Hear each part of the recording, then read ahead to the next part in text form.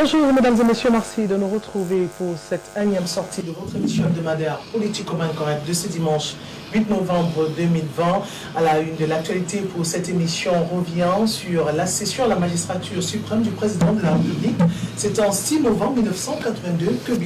Quel bilan faire? 38 ans de règne, 38 ans qui règne au sommet de l'État en tant que président alors qu'il n'avait que 49 ans.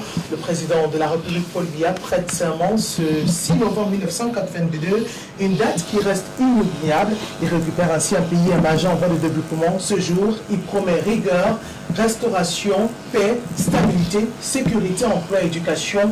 Est-ce que ces valeurs prônées ce jour sont encore d'actualité? On y reviendra dans cette émission. On parlera aussi de la situation dans les régions du Nord et Sud-Ouest Cameroun, cette crise sociopolitique avec de nombreux kidnappings cette semaine.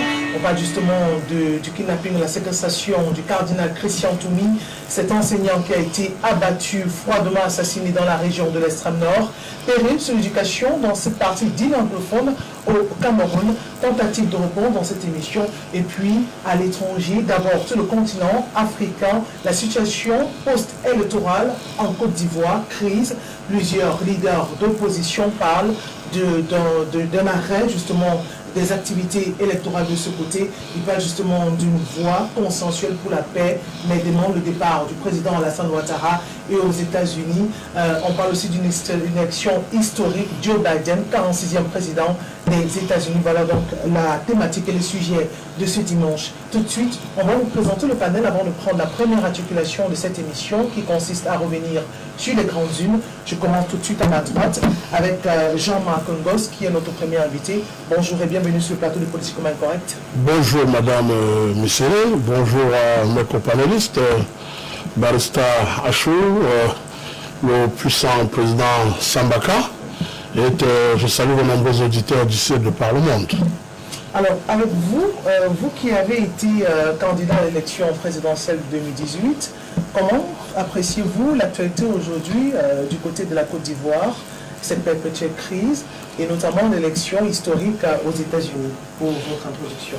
Bon, déjà, je vais faire un correctif parce que je n'ai jamais été candidat à une élection quelconque au Cameroun. En 14 ans de présence sur la scène politique, je me suis attelé à contribuer à l'amélioration de la cité, raison pour laquelle en 2007 j'ai adressé une correspondance au chef de l'État pour demander que soit construite l'université à Bamenda, qui a vu le jour, pour demander que soit goudronnée la route Kumba-Manfé, qui a été faite, pour demander que soit construit un port à Limbe, parce qu'on ne pouvait pas avoir un port commercial à Douala qui a un débouché fluvial, un port commercial à Kribi qui a un débouché maritime, et ne pas avoir un port commercial à Limbe qui a un débouché maritime. Ça a été fait, je dis encore merci au chef de l'État. J'ai fait des propositions pour que soient instaurées les urnes transparentes aux élections.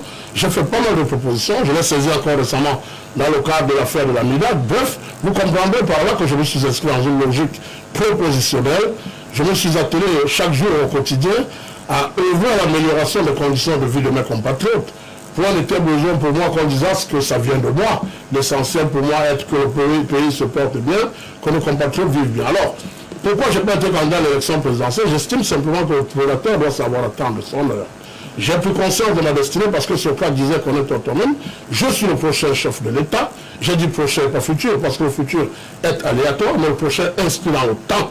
Mais il n'y a pas de succession sans successeur, il n'y a pas de successeur sans formation, il n'y a pas de formation sans vocation, il n'y a pas de vocation sans création, et il n'y a pas de création sans créateur. Donc quand le successeur est prêt, le processus de succession se déclenche inexorablement. En attendant, il y a ce qu'on appelle le populisme.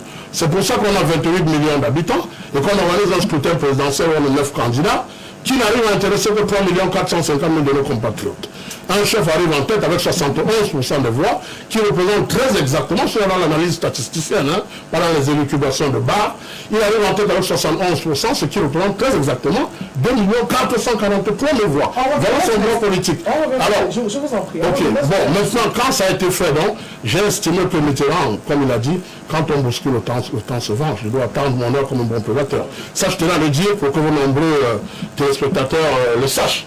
Maintenant, qu'est-ce qu'il y a à dire sur la situation des élections en Côte d'Ivoire? Je dis simplement que c'est une abominable misère. C'est regrettable ce qui se passe parce qu'on a vu des frères tomber, parce que je dis, quand un citoyen tombe, c'est un drame. Quand plusieurs tombent, c'est une catastrophe. J'estime que rien ne doit, si vous voulez, justifier la mort d'un homme, un leader politique, je ne parle pas d'un politicien ou d'un politicard, doit prendre sur lui de préserver les vies. Donc chaque fois une vie doit tomber pour qu'on s'élève socialement, politiquement, ça me pose un sérieux problème.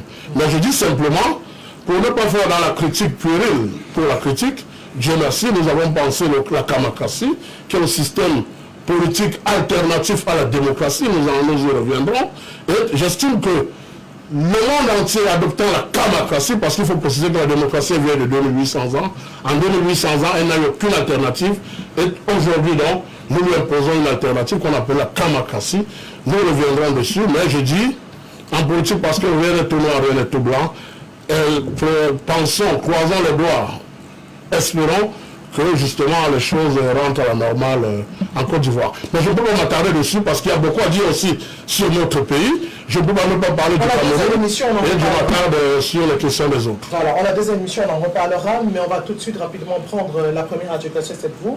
Et en quelques minutes, avec cette longue introduction, on parle de Mutation, la revue des grandes unes, et la rédaction centrale de RTM Télévision s'est attardée sur le quotidien Mutation qui parle de Paul Biya, un roi sans successeur. Le journal propose une enquête cette semaine où on parlait justement des dauphins broyés en 38 ans de magistrature suprême. Ben, je dis que nous sommes dans une république, il ne me souvient pas que nous soyons dans un royaume, jusqu'à preuve du contraire. Je dis évitons le populisme, hein. Évitons de donner au peuple la chair, parce qu'on se dit, bon, le peuple est une meute, évitons d'assimiler le peuple à la meute, parce que la meute a soif de sang. Mais il faut faire la politique responsable, soyons, comme on dit chez les anglo-saxons, gentlemen. On peut ne pas être d'accord avec la conduite des affaires, sur la conduite des affaires de l'État, mais on doit récriminer le populisme, la démagogie comme mode d'action politique. Donc le Cameroun est une république qui a une loi fondamentale, qui a des dispositions qui encadrent l'alternance à la tête de l'État, l'accession à la magistrature suprême, et on doit s'y conformer. Bien entendu, je profite de la circonstance, parce que j'entends souvent certains dire, mais comment il va faire pour devenir chef de l'État, il n'a pas d'élu. Ben, on a vu des gens en 2018 qui étaient candidats, à la base, ils n'avaient pas d'élu, ils n'étaient même pas connus 6 mois avant l'élection. Donc je dis, la prophétie est claire, le troisième chef de l'État vient de nulle part, il arrive. Maintenant, un roi sans successeur, je ne sais pas si c'est un royaume, mais je dis encore, quand le chef est prêt, je vous l'ai dit, quand le successeur est prêt, le processus de succession se déclenche. Et de le malheur, bien entendu, de l'humanité et de l'incrédulité, est souvent de penser que ce qu'on ne voit pas n'existe pas. Mais soyez rassurés, le Cameroun a un avenir rose, et dès que le successeur, que je suis à toutes les cartes à main, vous verrez l'alternance se faire. On espère. Porteuse d'alternative. Alors, on va prendre rapidement le deuxième invité de cette émission. Il s'agit de Sam Bakar. C'est un plaisir de vous accueillir sur le plateau de Politique Correcte. Bonjour. Le plaisir est partagé. C'est la première fois que je viens à votre émission. Donc, voilà, je suis là et je dis bonjour à tous les téléspectateurs. Alors, avec vous, il tient de préciser quand même que vous nous annoncez que vous retrouverez les rangs de l'AFP après votre départ de l'UDC. Aujourd'hui, vous annoncez une nouvelle carrière politique, une fenêtre qui s'ouvre du côté de l'AFP. Tout à fait. Je suis désormais de l'AFP. Alors, Alliance des forces progressistes. Voilà, on vous espère un bel avenir de ce côté-là. Alors, comme je le disais dans l'entame de cette émission, il y a une première articulation, puisque c'est votre première sur ce plateau. Il s'agit des revues des grandes unes, la rédaction centrale qui propose des journaux qui ont marqué l'actualité cette semaine. Et on prend le quotidien Émergence qui nous parle de la situation des écoles d'éducation dans les régions dites anglophones, nord et sud-ouest Cameroun, en zone de guerre, quelle école? Et le journal, justement, a décidé de faire un dossier sur la question. Et nous, vous posons la question, comment retourner à l'école dans une zone où on parle d'une guerre? On a vu l'élément de lundi où près de 300 élèves sont sortis d'un établissement, d'un lycée public de ce côté parce qu'il y avait une fausse rumeur qui annonçait les séparatistes et plusieurs attentats cette semaine. Une psychose qui plane décidément sur l'éducation. Comment y faire? Ben, vous voyez, tout ce qui est triste, je n'aime pas en parler longuement. Pour la raison que ça fait mal.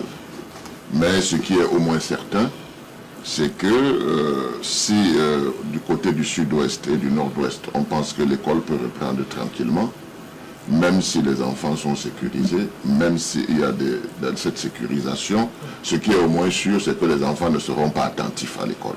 Parce qu'ils seront, la psychose, ils ont peur, et je crois que ces sécessionnistes qui ont posé ces actes le savaient. Et vous avez constaté que chaque fois qu'on essaye de dire qu'on est en train de les maîtriser, ils ressurgissent avec des actes les plus abominables. Donc les enfants vont aller à l'école, mais ces enfants n'auront pas toute la plénitude de suivre leurs cours sans regarder à gauche, sans regarder à droite, s'ils vont être attaqués.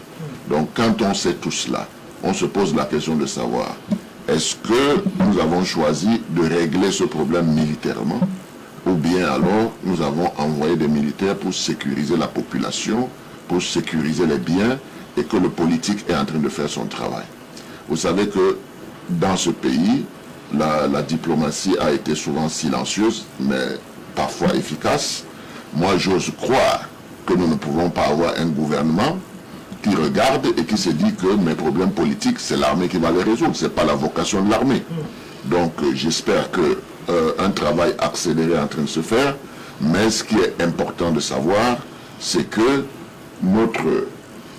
notre gouvernement grandira s'il réussit à trouver des solutions à cette crise politique. D'autant plus que nous avons vu comment nous avons eu des problèmes avec le Nigeria, à Bakassi, et le chef de l'État avait choisi la voie du dialogue. Et cette voie du dialogue ça a épargné des morts, et à la fin, la justice a fait son travail, et on a eu raison. Dans le cas du Nord-Ouest et du Sud-Ouest, nous savons que c'est par ce dialogue-là franc, et en impliquant les populations du Nord-Ouest et du Sud-Ouest. Parce que jusqu'à présent, on a traité le problème du Nord-Ouest et du Sud-Ouest comme si c'était une affaire de francophones, que les francophones devaient décider. Non, c'est les anglophones eux-mêmes qui doivent se retrouver pour affirmer et réaffirmer qu'ils sont du cas des Camerounais, qui ne sont pas des ambazoniens, parce que cette minorité a toujours existé. Mais quand même, après le grand dialogue national qui a eu à Yaoundé, il y a un plan de reconstruction, de restructuration qui a été mis. Vous savez, la différence entre vous et votre jeunesse et moi, avec mes cheveux blancs, c'est que j'ai assisté à la tripartite, la réunion tripartite. Vous parlez du grand dialogue. Le grand dialogue, c'était quoi? C'est la tripartite en 91 qui a mis les bases de l'avenir du Cameroun.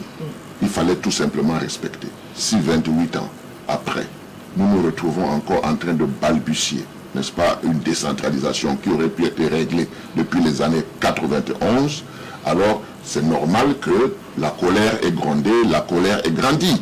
Donc maintenant, quand on va voir, si vous voulez discuter de ce côté-là, les anglophones sont en train d'observer comment les francophones font la décentralisation, avec tout ce que ça comporte comme problème, avec tout ce que ça comporte comme dissidence entre les élus et puis l'administration. Donc tout ça, c'est quelque chose qu'il faut rendre propre. C'est-à-dire que quand on a choisi une voie, on a dit le Cameroun est décentralisé, faisons la décentralisation honnêtement et allons jusqu'au bout. Faisons en sorte que notre administration calquée sur l'administration coloniale devienne une administration de développement où la complémentarité est des règles. Parce que si vous vous mettez à avoir les préfets contre les maires et tout cela, c'est le pays qui va te bloquer. Donc il faut qu'on introduise dans la mentalité de notre administration qu'on a fait une nouvelle option, c'est une option de décentralisation qui les allège de toutes les grandes tâches qu'ils avaient quand on était 3 millions et qu'aujourd'hui les élus doivent, avec les populations, décider de leur développement et les populations contrôler, sanctionner ceux qui sont élus. Si on prend la chose comme ça, nous devenons complémentaires. Mais si on continue à travailler que sur la tutelle, alors la colonisation et la période de la colonisation ne va pas finir dans la mentalité de nos administrateurs. Et à ce moment-là, qui sera colon? Ce sera le noir. Qui sera colonisé? Ce sera les populations. Donc, qu'est-ce que le Cameroun gagne avec cela? Moi, je pense que le Cameroun est dynamique. Les Camerounais sont intelligents. Et la complémentarité va faire en sorte qu'en très peu de temps, nous puissions résoudre nos problèmes, nous puissions comprendre que nous sommes des enfants d'un même pays, le patriotisme aidant. Nous allons nous en sortir. Mais si nous continuons à avoir des rapports conflictuels, ça ne va pas marcher.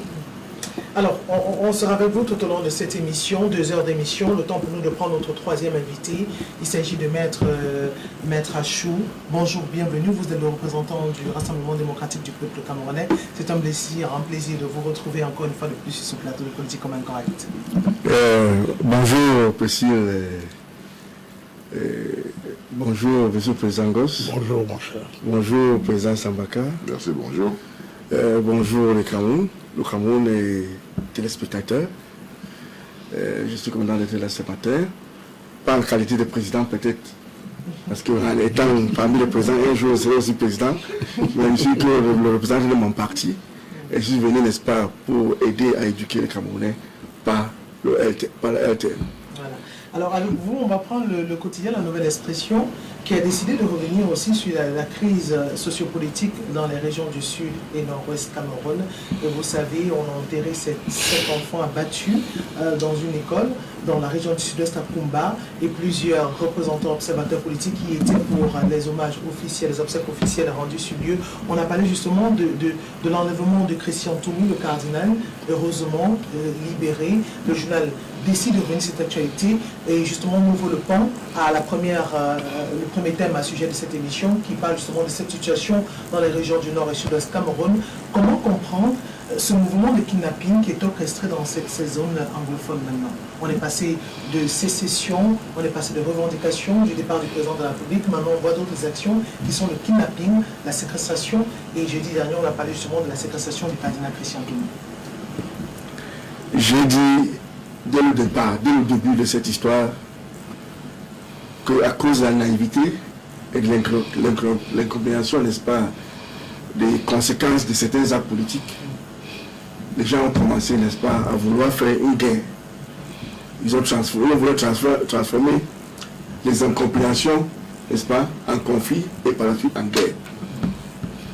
Et lorsque cette histoire a commencé, la plupart des anglophones soutenaient ce mouvement.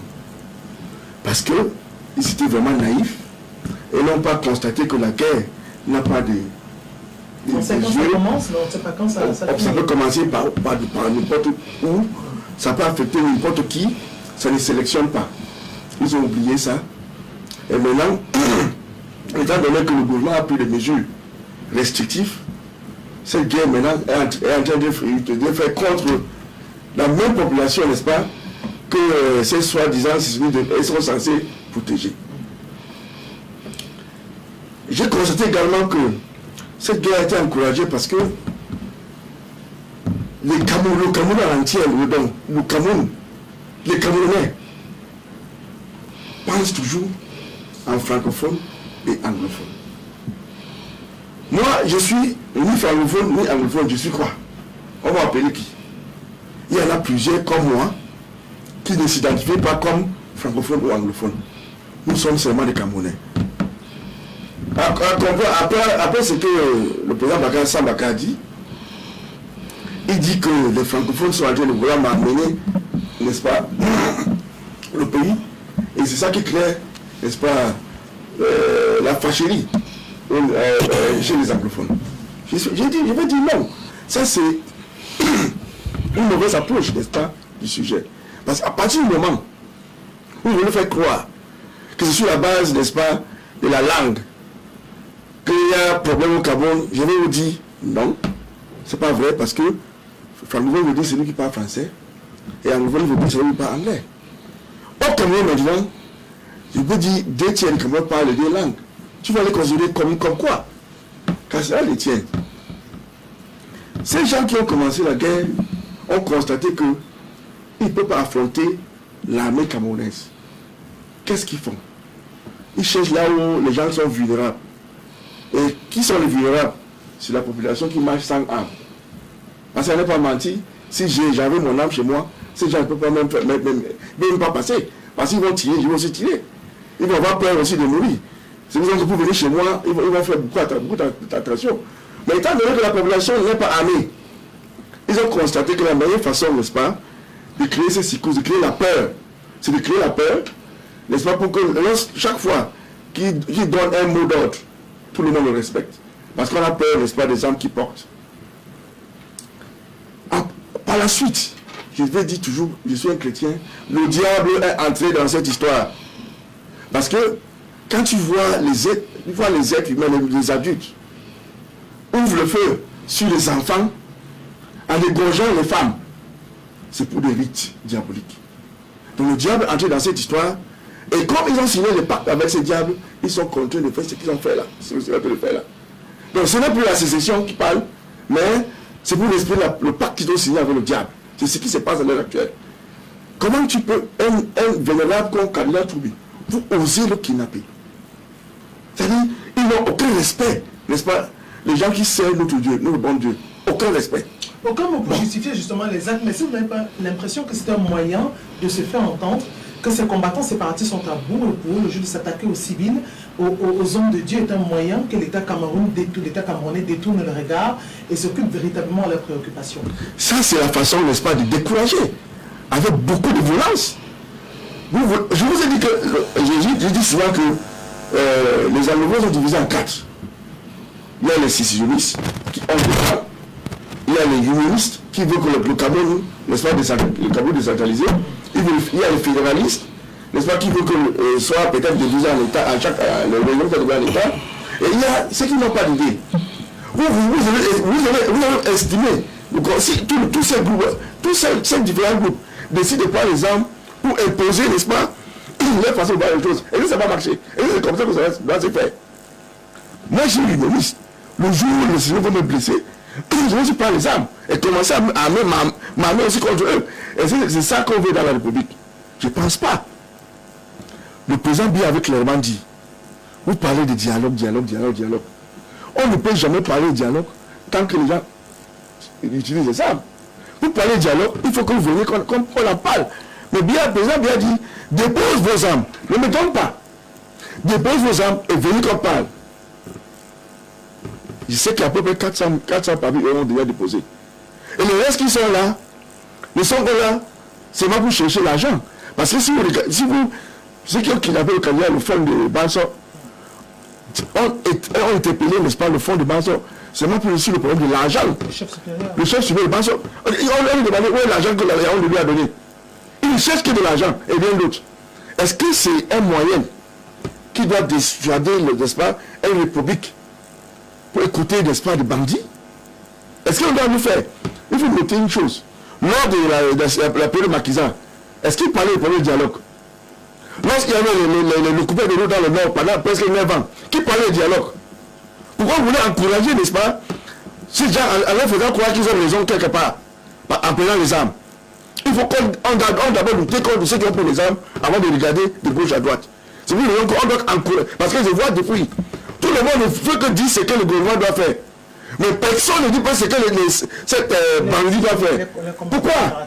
Vous allez les encourager en faisant ainsi. Vous devez donner leçon au gouvernement, en laissant les bandits faire la loi. C'est pas normal. Il faut tous les Camerounais, on arrête cette histoire, on dit d'abord contre ceux qui ont pris les armes avant de parler de quoi que ce soit. Parce qu'avec les armes, on ne peut pas parler. Et moi, à mon avis, il faut que l'État prenne les mesures militaires pour dissuader ces gens-là. Parce que jusqu'à présent, moi je pense que les militaires s'amusent. Ils ne prennent pas ça au sérieux parce que quand j'ai vécu une guerre, n'est-ce pas, en Centrafrique, quand je vois ce qui se passe ici, j'ai dit, nos militaires ne sont pas vraiment en guerre. Parce qu'ils ont pitié à ces enfants qui ont pris les armes de chasse. C'est pas normal. Il faut que le Cameroun, les militaires, n'est-ce pas, occupent la place pour sécuriser, pour assurer la population de ce qu'ils peuvent vaquer normalement à leurs préoccupations sans problème. On a déjà ouvert le premier sujet de cette émission, alors sans Bakar. Maître Achou fait état de ce que les séparatistes aujourd'hui sont devenus des bandits. Ce ne sont plus les priorités d'avant qui sont mises en avant. Est-ce que vous êtes d'accord avec cet état de fait qu'aujourd'hui, ces actions, ces meurtres, cette barbarie qu'on voit pourraient être un justificatif qui exprime le fait qu'ils sont vraiment perte de vitesse dans les régions du nord et sud-est Cameroun?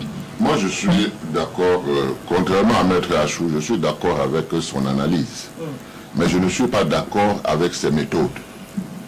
Parce que moi, j'estime que les approches dont il parle, quand on a la bonne approche, on a des résultats. Je ne pense pas que, on doit assimiler les anglophones et les francophones seulement à la langue. Il y a des méthodes de gouvernance.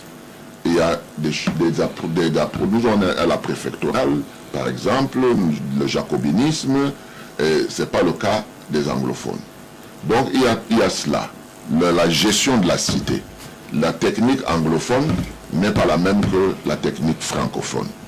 Donc ça, c'est la différence que moi je commence par faire.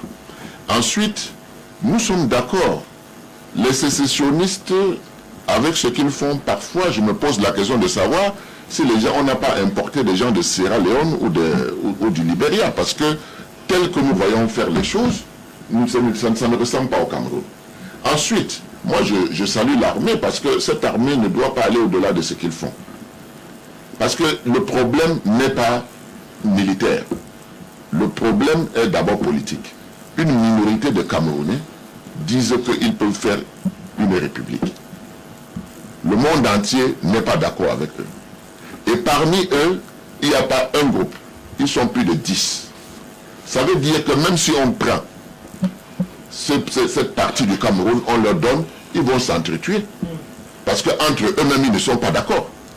Mais maintenant, pourquoi est-ce que le gouvernement pense que c'est de manière militaire qu'on résout ce genre de problème? Non. Les militaires sont en train de faire leur travail, ils sécurisent. Ils meurent tous les jours. Ce qui n'est pas une bonne chose parce que à la fin, le bilan ne doit pas être fait sur le nombre de morts. Le bilan doit être fait sur l'avancée et la sécurisation. Parce que quand ces minoritaires, d'ailleurs qui sont téléguidés de l'extérieur, n'est-ce pas, vont voir toutes les populations en symbiose avec le gouvernement, les choses vont changer. Mais pour cela, il faut négocier. Ce n'est pas une faiblesse que de négocier, c'est une force.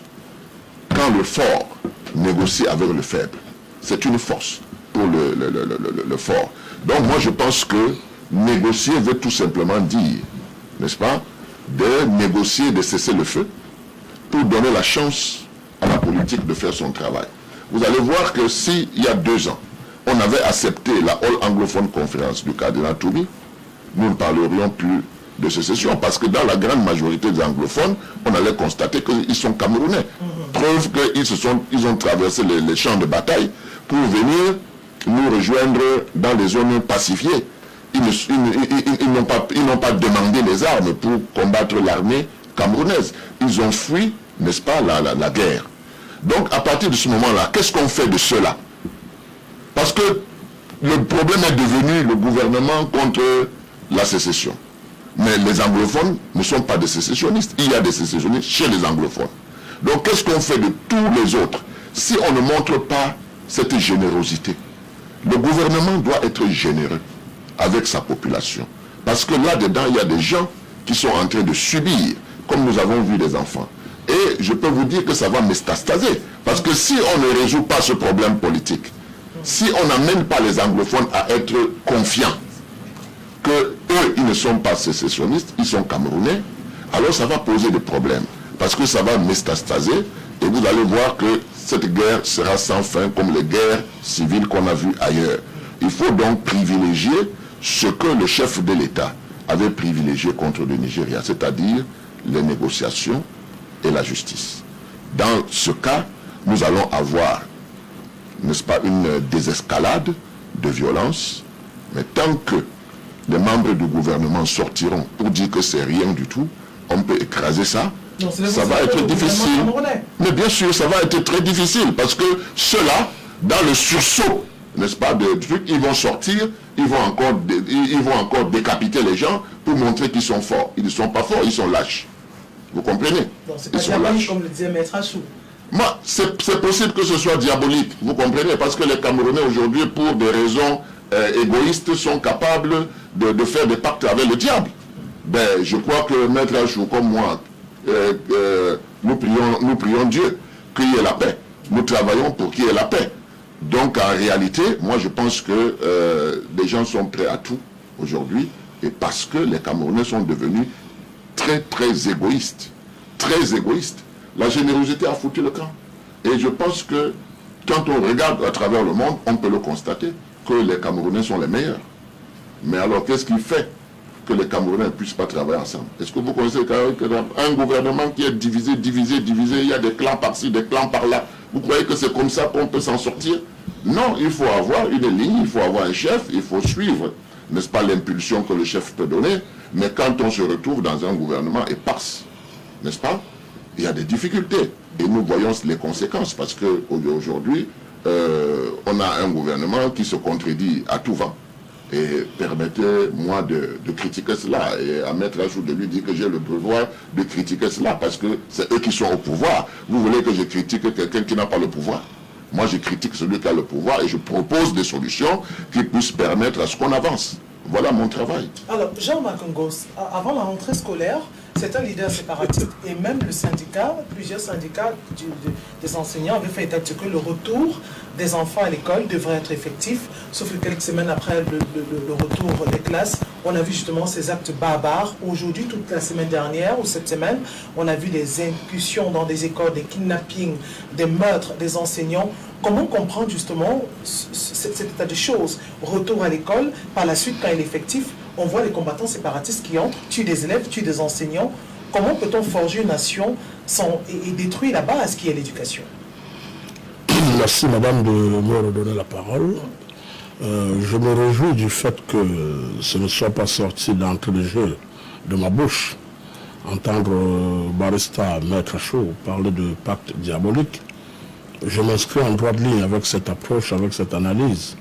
Parce que je dis, la politique est à 80% mystique et à 20% physique.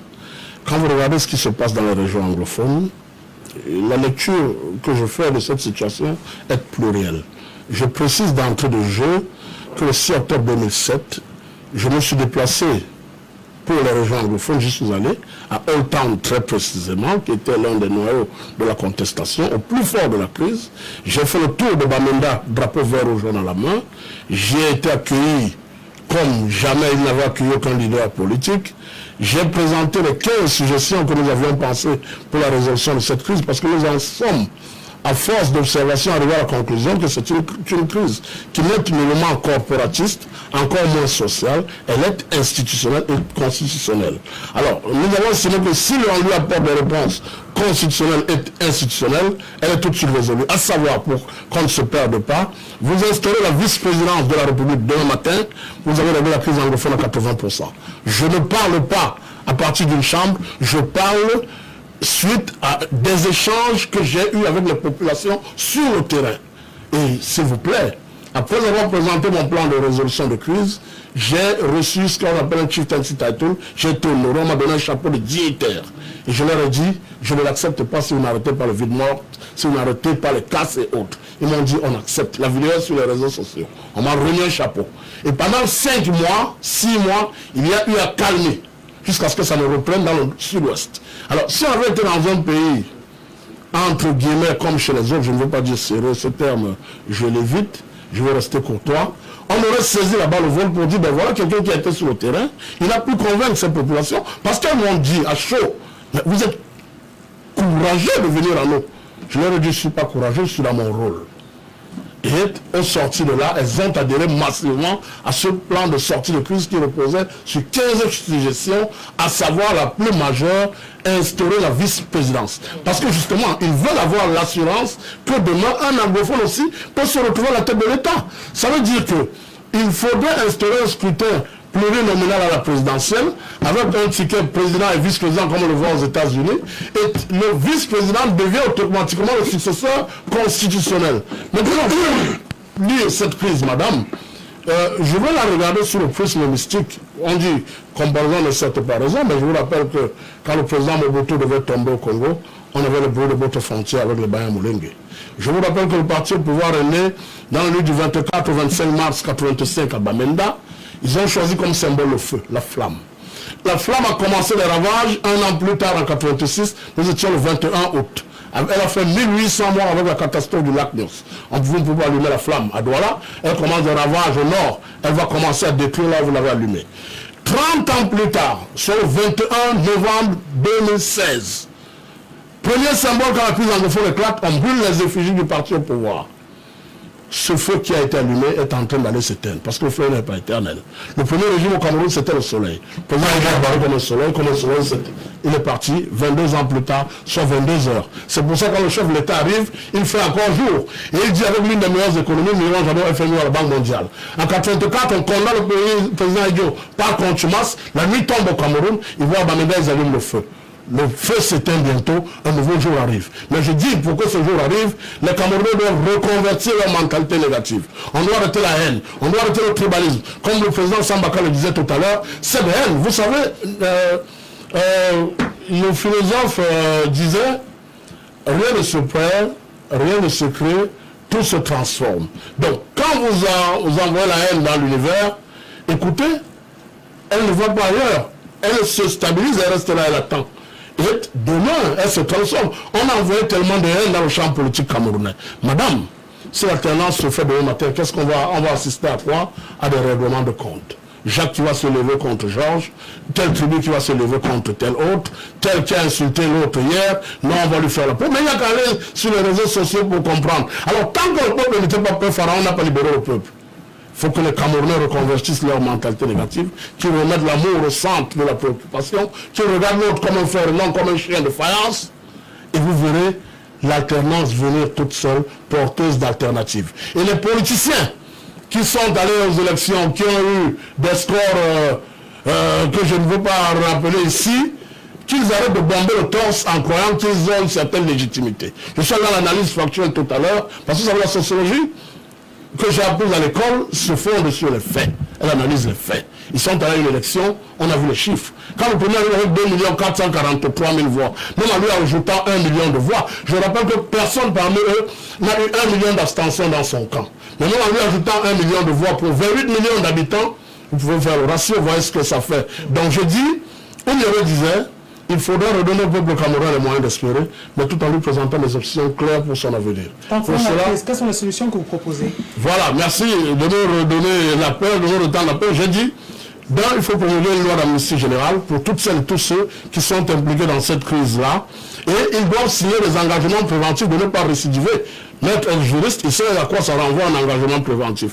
Quand on a signé cette loi d'amnistie, pour tous les acteurs de la crise, que ce soit ceux qui sont pour ou qui sont contre, maintenant on doit mettre en place une commission pour la gestion d'un dialogue inclusif appelé commission vérité, suggestion et harmonie. Et il faut indemniser les victimes de cette crise. Parce que je ne peux pas avoir perdu toute ma famille dans une crise et vous venez me dire qu'il faut passer dessus, je passe ma famille en perte de profit. Au moins, je n'ai plus de père, je n'ai plus de mère, j'ai plus de frère. Dans le dédommagement, au lieu de penser à reconstruire les villes, les villages qui ont été détruits, écoutez, reconstruisons d'abord le cœur. Donnez-moi 500 000, je sais que je peux gérer mon petit commerce et oublier les douleurs que j'ai eu hier dans le cœur. Maintenant, quand on l'a fait, il faut mettre en place un poste de vice-président pour organiser dorénavant un scrutin plurinominal à l'élection présidentielle avec un vice-président comme successeur constitutionnel. Voilà les propositions. Quand on l'a fait, on doit légiférer pour que 30% de nos sociétés d'État soient désormais gérées par les ressortissants de 2 régions anglophones. Je parle bien de légiférer. Ça doit faire l'objet d'un texte de loi au Parlement. Ça ne doit pas être discrétionnaire.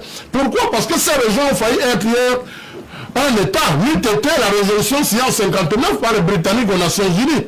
Il faut arrêter de dire, les anglophones demandent si moi dans mon village il n'y a pas d'électricité. Le contexte n'est pas pareil. Ces 2 régions ont vécu la tutelle, elles ont failli devenir un État. Quand on l'a fait, et Dieu merci, réservé 25% de notre Parlement, soit 45 députés pour les 2 régions anglophones, soit 20 pour le sud-ouest et 45 et 25 pour le nord-ouest. 2 de nos ministères de souveraineté seront gérés par les compatriotes des 2 régions anglophones. Le ministère de la Souveraineté, le ministère de la Justice, le ministère des Finances, le ministère de la Défense, le ministère des Affaires étrangères, le ministère de l'Administration territoriale. Ça fait 5 ministères de souveraineté. Nous avons dit appliquer le bilinguisme dans toutes les formations sécuritaires au Cameroun, gendarmerie, police, douane, administration pénitentiaire, etc. Je précise, madame, il y en a encore d'autres, mais je vous vois me tendre déjà la main pour me dire que vous voulez reprendre la parole.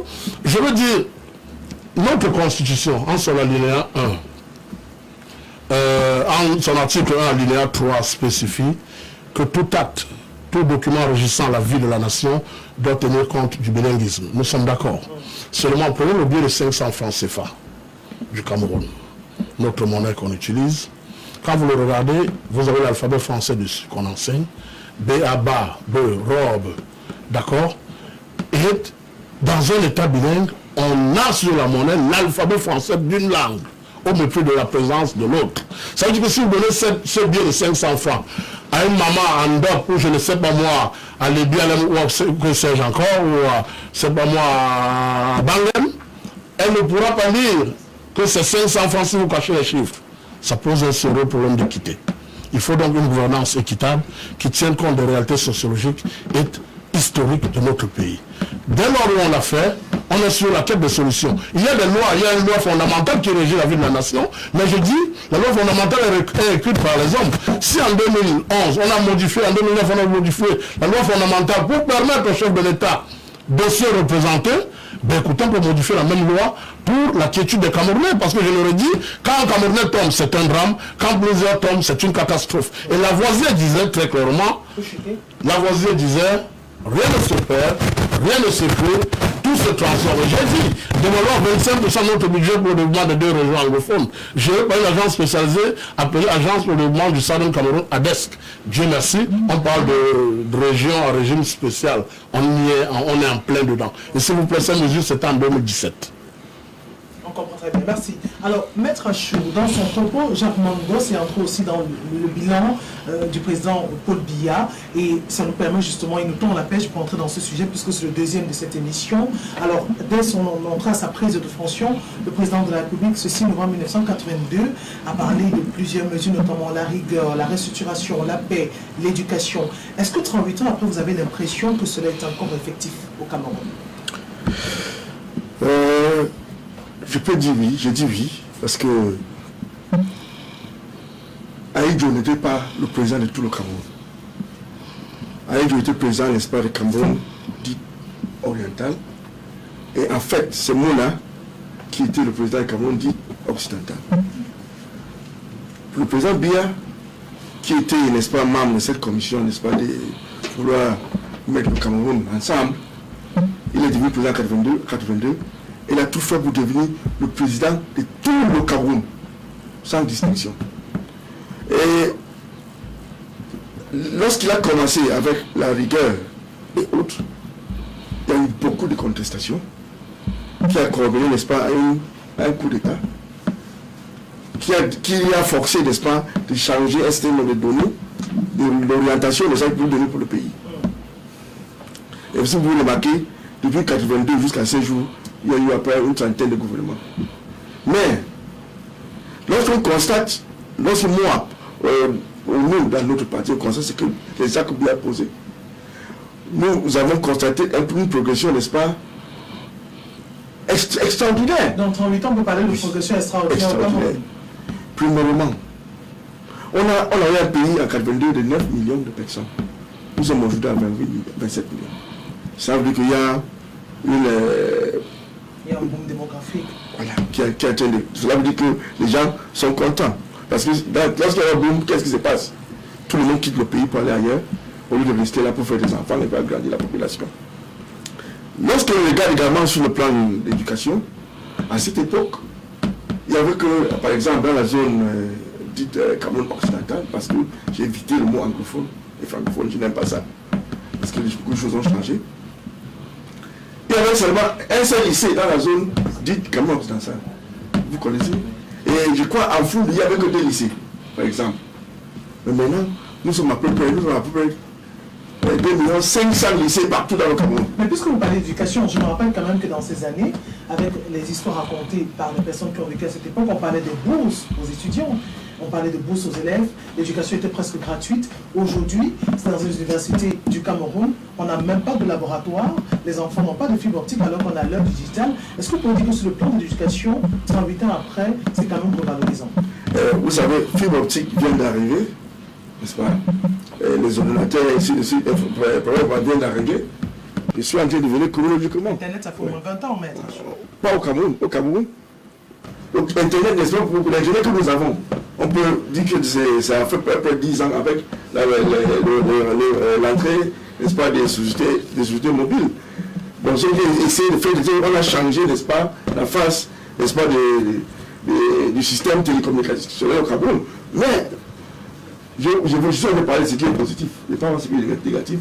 Je vais laisser ça peut-être à la présidente Sambaka et les autres. Mais, positivement, on a constaté qu'on a à peu près 2500 lycées au Cameroun, sans tenir compte du nombre de collèges qui dépassent déjà 1000. Sur le plan de santé, nous constatons qu'il y a dans tous les arrondissements, il y a au moins 5 centres médicaux, et dans toutes les régions, il y a un grand hôpital, n'est-ce pas, qui peut utiliser comme référence à l'heure actuelle. Pour moi, c'est ça que je regarde. Si on regarde sur le plan, n'est-ce pas, des affaires, on constate que chaque ville a quand même un très grand marché pour commercialiser des produits locaux. Et on constate qu'on consomme plus ce que nous produisons que d'importer. Et si vous voulez, ceux qui ont fait beaucoup d'argent dans les années avec la FIPERI, Vous voulez consommer, ils sont en train de chuter parce que nous consommons localement, ce qui est local. Et sur le plan économique, on peut vous dire que le Cameroun, si vous regardez, d'après l'indice, n'est-ce pas, des institutions habilitées en la matière, nous sommes toujours dans le... On a quitté, n'est-ce pas, la zone rouge, et nous sommes dans le B+. Le B+, quoi. Donc ça, dès que notre économie est en train de jaillir. Et il faut remarquer que nous sommes le moins endettés au Cameroun, crédible après le Rwanda, en Afrique, en l'heure actuelle. Si vous remarquez, nous sommes souvent les indices économiques, c'est très bien. Bon, ce que je veux dire, ce que je remarque avec le président Biya, il aime, n'est-ce pas, le progrès macro. Parce que quand au niveau du macro, nous sommes progressistes, le micro, n'est-ce pas, va se suivre. Regarde dans l'énergie, on a combien de barrages de nos jours? À cette époque, en 90, il y avait que le début de Sangoulou. Mais là, on a 4 autres. 2 barrages, on en a 4, sauf que les populations continuent toujours de souffrir de coupures d'électricité en temps pestilent. Le Makéya, c'est là 5 ans. C'était plus grave que ça. Hein. On y avait même le délestage. C'est-à-dire qu'on partageait l'énergie par quartier. De plus en plus, ça devient de plus en plus grave. Vous voulez ou vous ne voulez pas. C'est un constat. Moi, c'est ça que moi je vais constater et voir. N'est-ce pas, comme progrès. Nous avons beaucoup progressé. On peut dire que sur le plan commerce, nous sommes déficitaires, mais quand on regarde avec les autres pays, le Cameroun est mieux placé que plusieurs pays africains. Alors, Sambaka, le maître Achou du RDPC fait les éloges du gouvernement et de la gestion du président Paul Biya sur l'économie. La démocratie.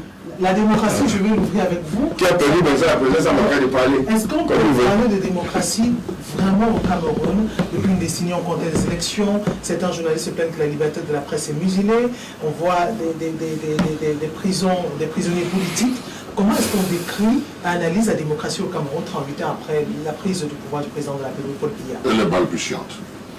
Elle est balbutiante parce qu'on veut la présenter de façade comme si c'était une démocratie. Mais quand on va à l'analyse, on se rend compte que pour qu'il y ait une démocratie, il faut d'abord que les gens s'accordent.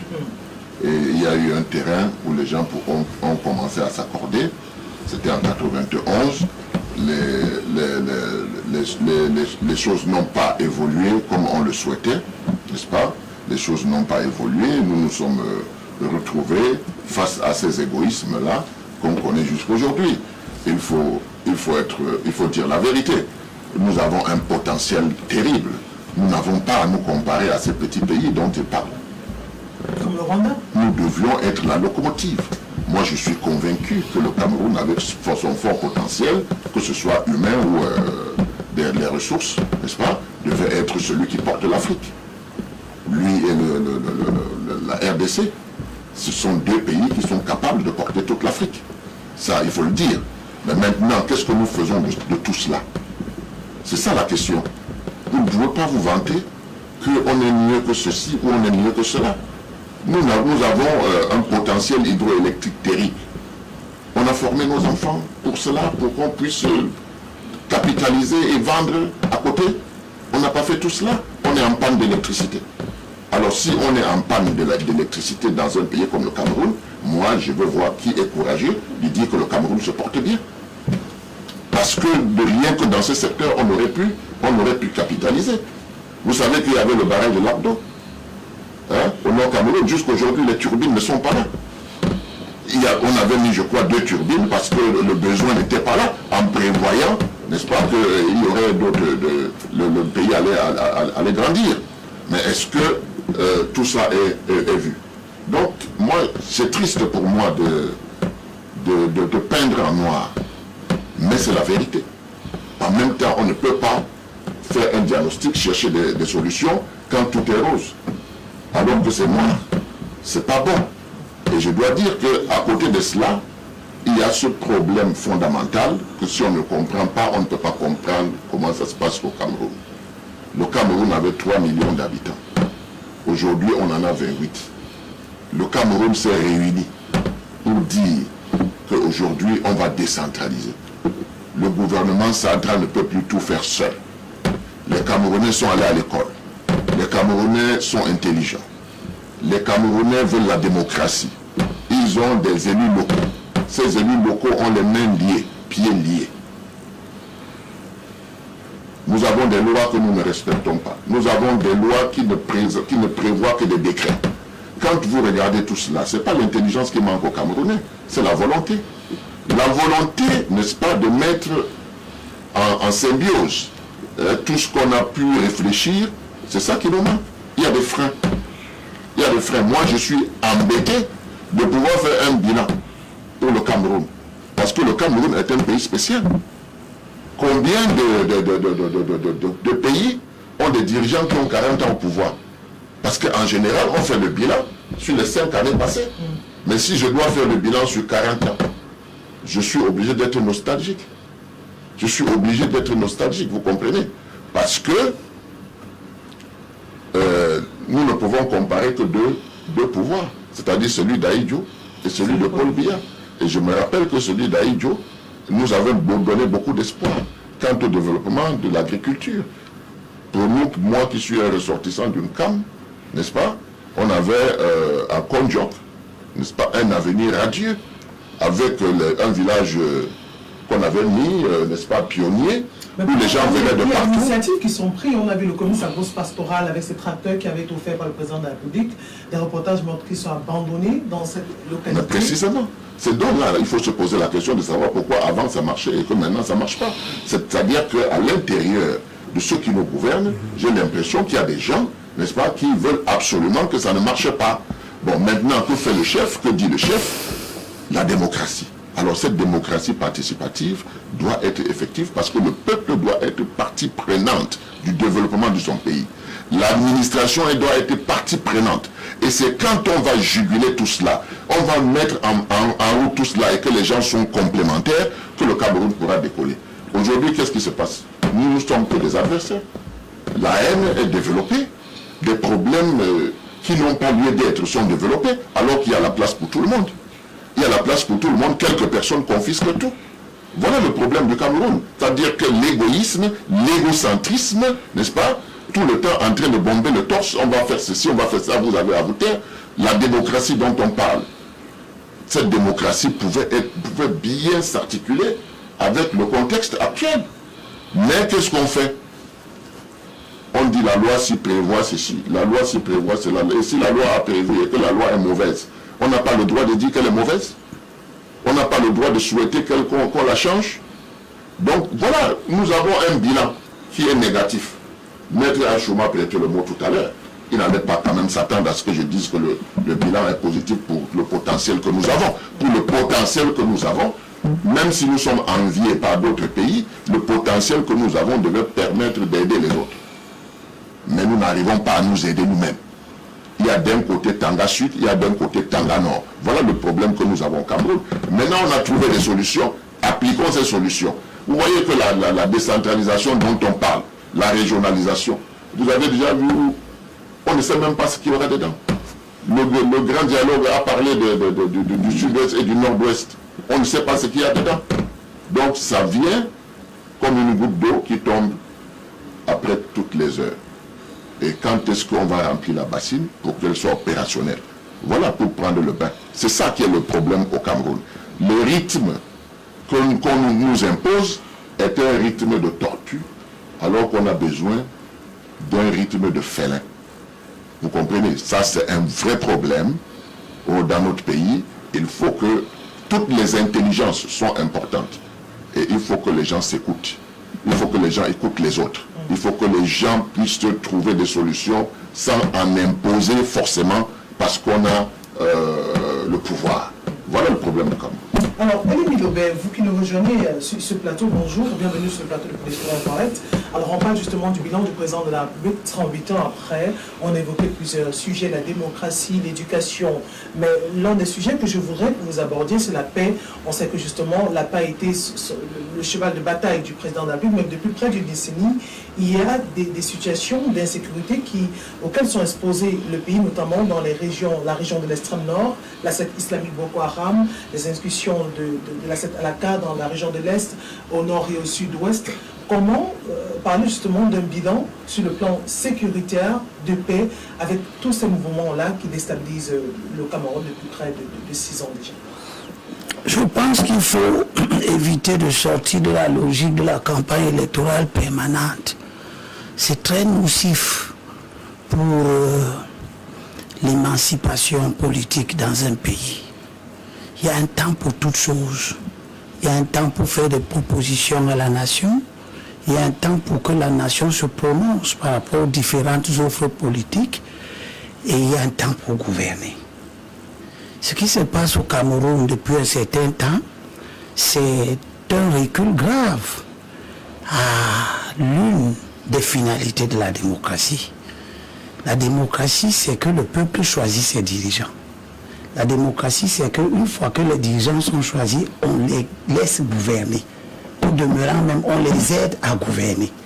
Mais au Cameroun, c'est l'inverse. Les gens proposent au peuple. Au moment où le peuple doit décider, certains des gens qui émettent des propositions à gauche et à droite disparaissent de la circulation. Ils ont des idées, mais ils ne sont pas candidats aux élections. Ils ne vont pas voter. Comme si ils étaient dans un jeu démocratique où c'est leur point de vue que le gagnant doit mettre en œuvre. Il faut absolument corriger ça. Il faut que les gens sachent que celui qui gagne l'élection, c'est lui qui gouverne. Si vous avez un programme, celui qui gagne aussi a un programme. Il ne va pas laisser son programme pour appliquer le vôtre. Alors que c'est lui qui a gagné. Il faut aller aux élections avec vos propositions, vos idées. Le peuple choisit et tout le monde se soumet au choix du peuple. Il y a cette espèce de travestissement du jeu démocratique qui donne la liberté maintenant aux gens de venir vous faire tous les jours de la vie des propositions de gouvernement. Ça devient quand même préoccupant de savoir finalement qui gouverne. Est-ce que c'est tout cela qui entache le bilan Maintenant, de la République? c'est vous qui parlez de entacher son bilan. Il vous a dit que son bilan est mauvais. Je demande de faire le vôtre. Moi, je ne suis pas là pour faire son bilan. C'est un comportement d'arrière-garde. C'est un comportement de ceux qui n'ont pas de perspective. Pas tout le temps à faire le bilan. Il faut savoir une chose. Vous pouvez tout dire à un peuple, mais vous ne pouvez pas lui dire comment il vit. Parce qu'il sait comment il vit. Nous allons aux élections. Ça fait 17 fois que nous perdons les élections. C'est-à-dire, ça veut dire quelque chose. Si nous perdons les élections, toutes les élections, nous sommes à la 17e, à la 18e arrive, nous l'avons déjà perdu à cause de nos propres comportements. Ça veut dire que le discours que nous tenons ne cadre pas avec ce que le peuple ressent. Vous pouvez dire qu'il n'y a pas les barrages et tout. Le peuple, son problème, c'est que, est-ce que vous pouvez lui donner ça? Vous pouvez lui prouver ça? Nous ne sommes pas parvenus à être crédibles devant l'alternative que M. Biya représente. Ou alors, M. Biya est là, nous on se propose d'être une alternative. Mais est-ce que nous sommes parvenus à être crédibles? Si on était crédibles, on allait gagner les élections. Qu'est-ce que nous constatons quand nous analysons les élections? Qu'au fur et à mesure que le temps passe, l'assise politique du régime de M. Biya augmente. C'est ça qui se passe. Même si ça ne nous plaît pas d'entendre ça. Ce qui se passe, c'est cela. Il passe de 148 députés à 153 ou à 154. Ça veut dire quelque chose. Il passe de 303 communes à 340 quelque chose de communes. Ça veut dire quelque chose. Ça veut dire que nous bavardons, nous ne convainquons pas le peuple de ce que Biya gouverne mal. Nous sommes réduits à exister par rapport à ce que Biya fait. Mais l'opposition n'existe pas par rapport à ce que vous faites.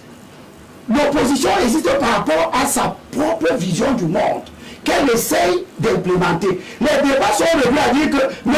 Biya devait avoir un poste de vice-président. Pourquoi? M. Biya a gagné l'élection. Il vous a dit qu'il garde l'héritage qu'on lui a laissé. L'État unitaire. Vous venez démontrer après l'élection qu'il doit faire une fédération. Vous voyez ce qui se passe en Éthiopie avec la fédération? Elle est en voie d'éclatement. Le Tigré prononce son indépendance. Et l'armée éthiopienne est déployée. Au Cameroun, des gens veulent couper une partie du territoire. Et on dit à M. Biya, non, on ne va pas déployer l'armée pour protéger le territoire.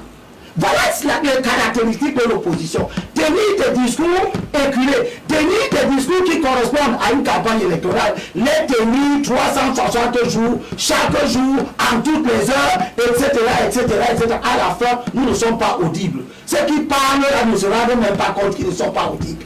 Parce qu'on dit des choses parce qu'elles nous plaisent, mais on ne dit pas des choses qui sont vraies.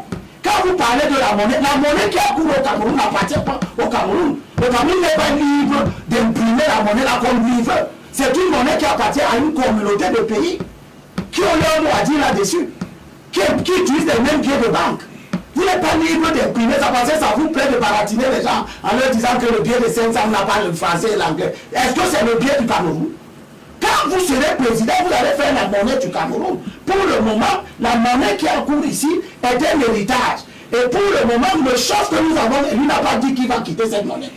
Quand il va quitter cette monnaie-là, bon, vous viendrez peut-être, il vous appellera pour dire que, ok, nous on va quitter la monnaie, maintenant la nouvelle monnaie peut être comment? Chacun va mettre ses propositions sur la table. Mais laissez qu'on gouverne le Cameroun. Laissez que celui qui a gagné les élections gouverne. Voilà, on va rapidement lire des messages arrivés via notre numéro qui s'affiche au bas de l'écran.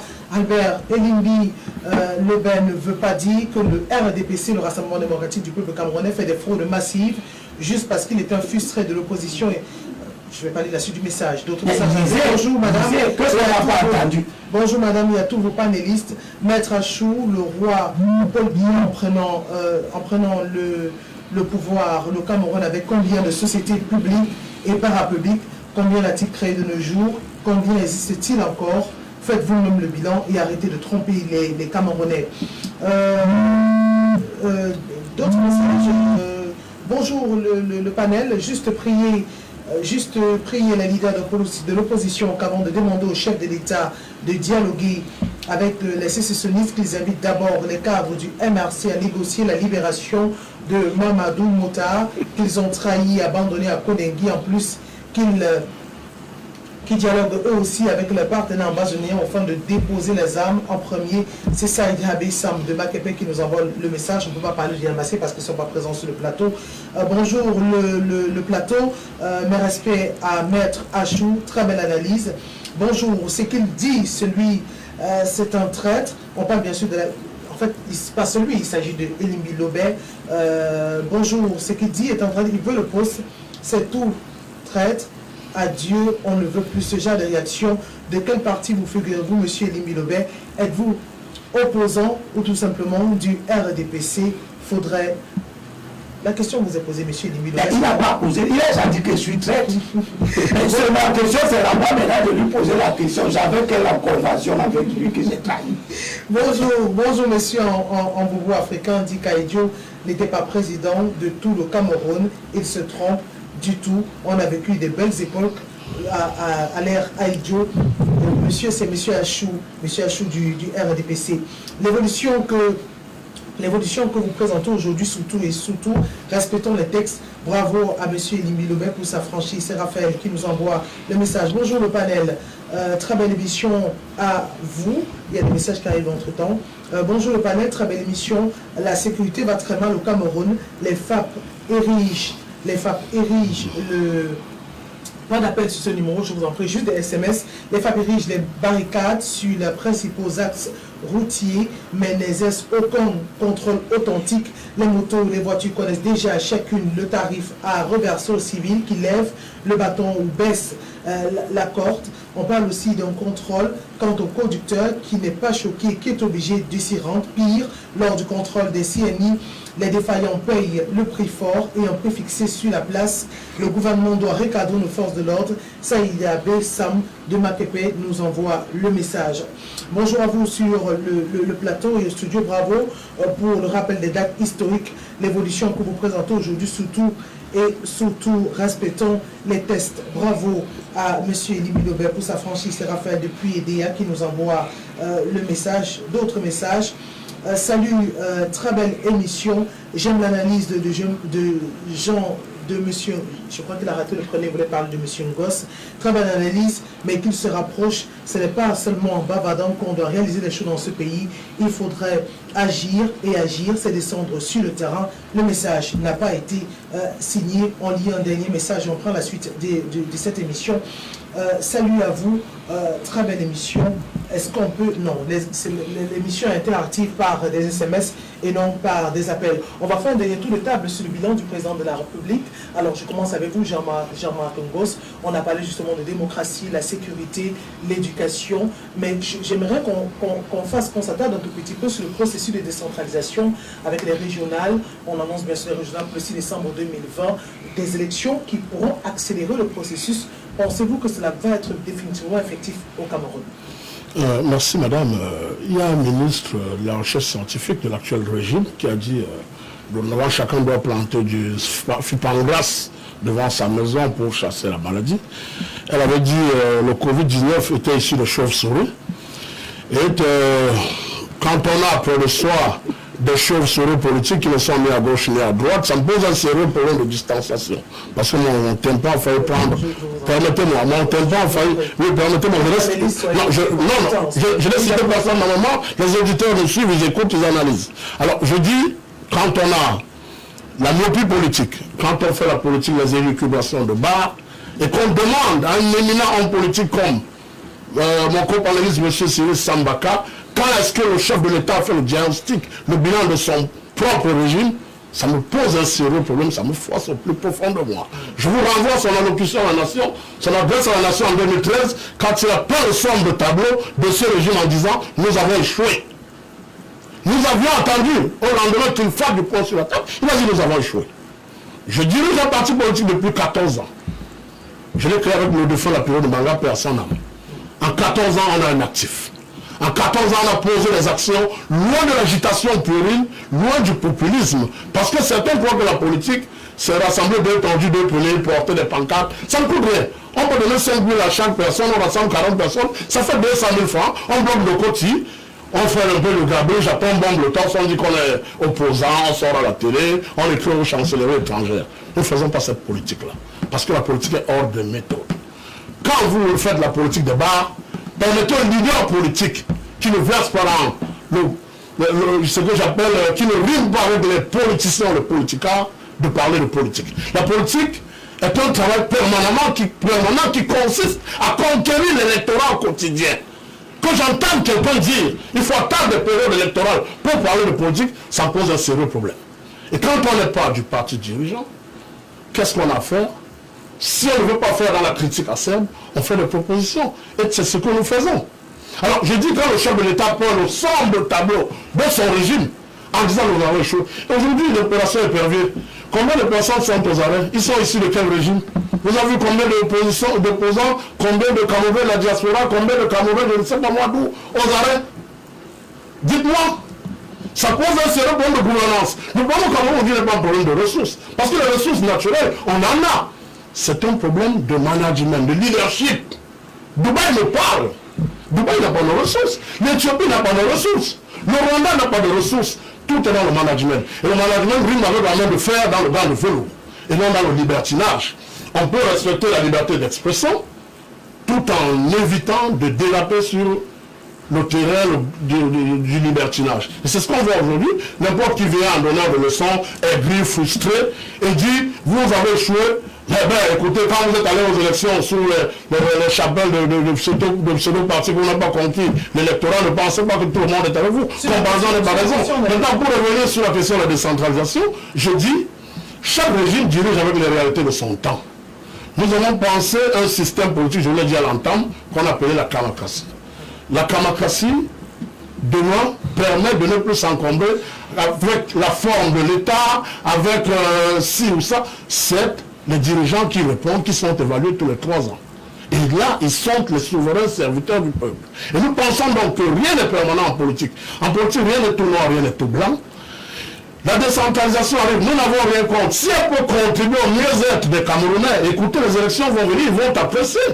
Mais pour nous, nous en sommes arrivés à la conclusion qu'aujourd'hui notre pays a besoin d'alternatives et non d'alternance. Le problème au Cameroun aujourd'hui n'est pas un problème intuitif personnel, ce n'est pas un problème d'individu, loin s'en faut, c'est un problème systémique.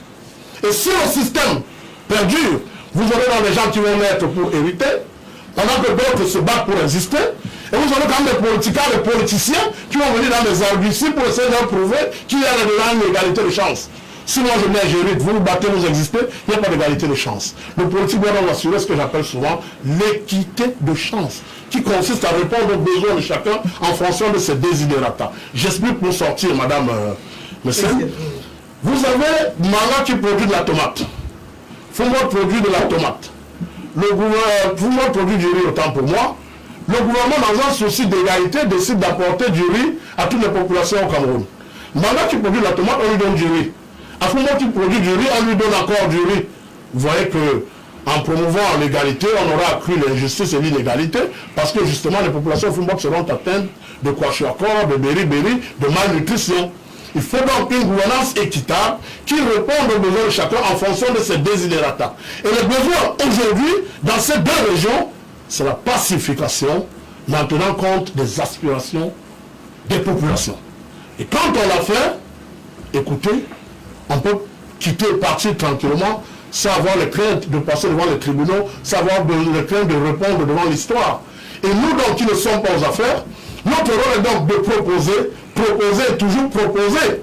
Mais s'il y a certains à qui ça pose problème, écoutez, ils savent quoi faire, ils peuvent se jeter dans le volet. Alors, Sambaka, pour revenir sur le sujet justement du bilan du président de la République, on a parlé justement du point de la décentralisation qui peine à prendre corps, d'ailleurs qui a été l'une des revendications corporatistes qui a entraîné à cette crise sociopolitique dans les régions du Nord et Sud-Ouest Cameroun.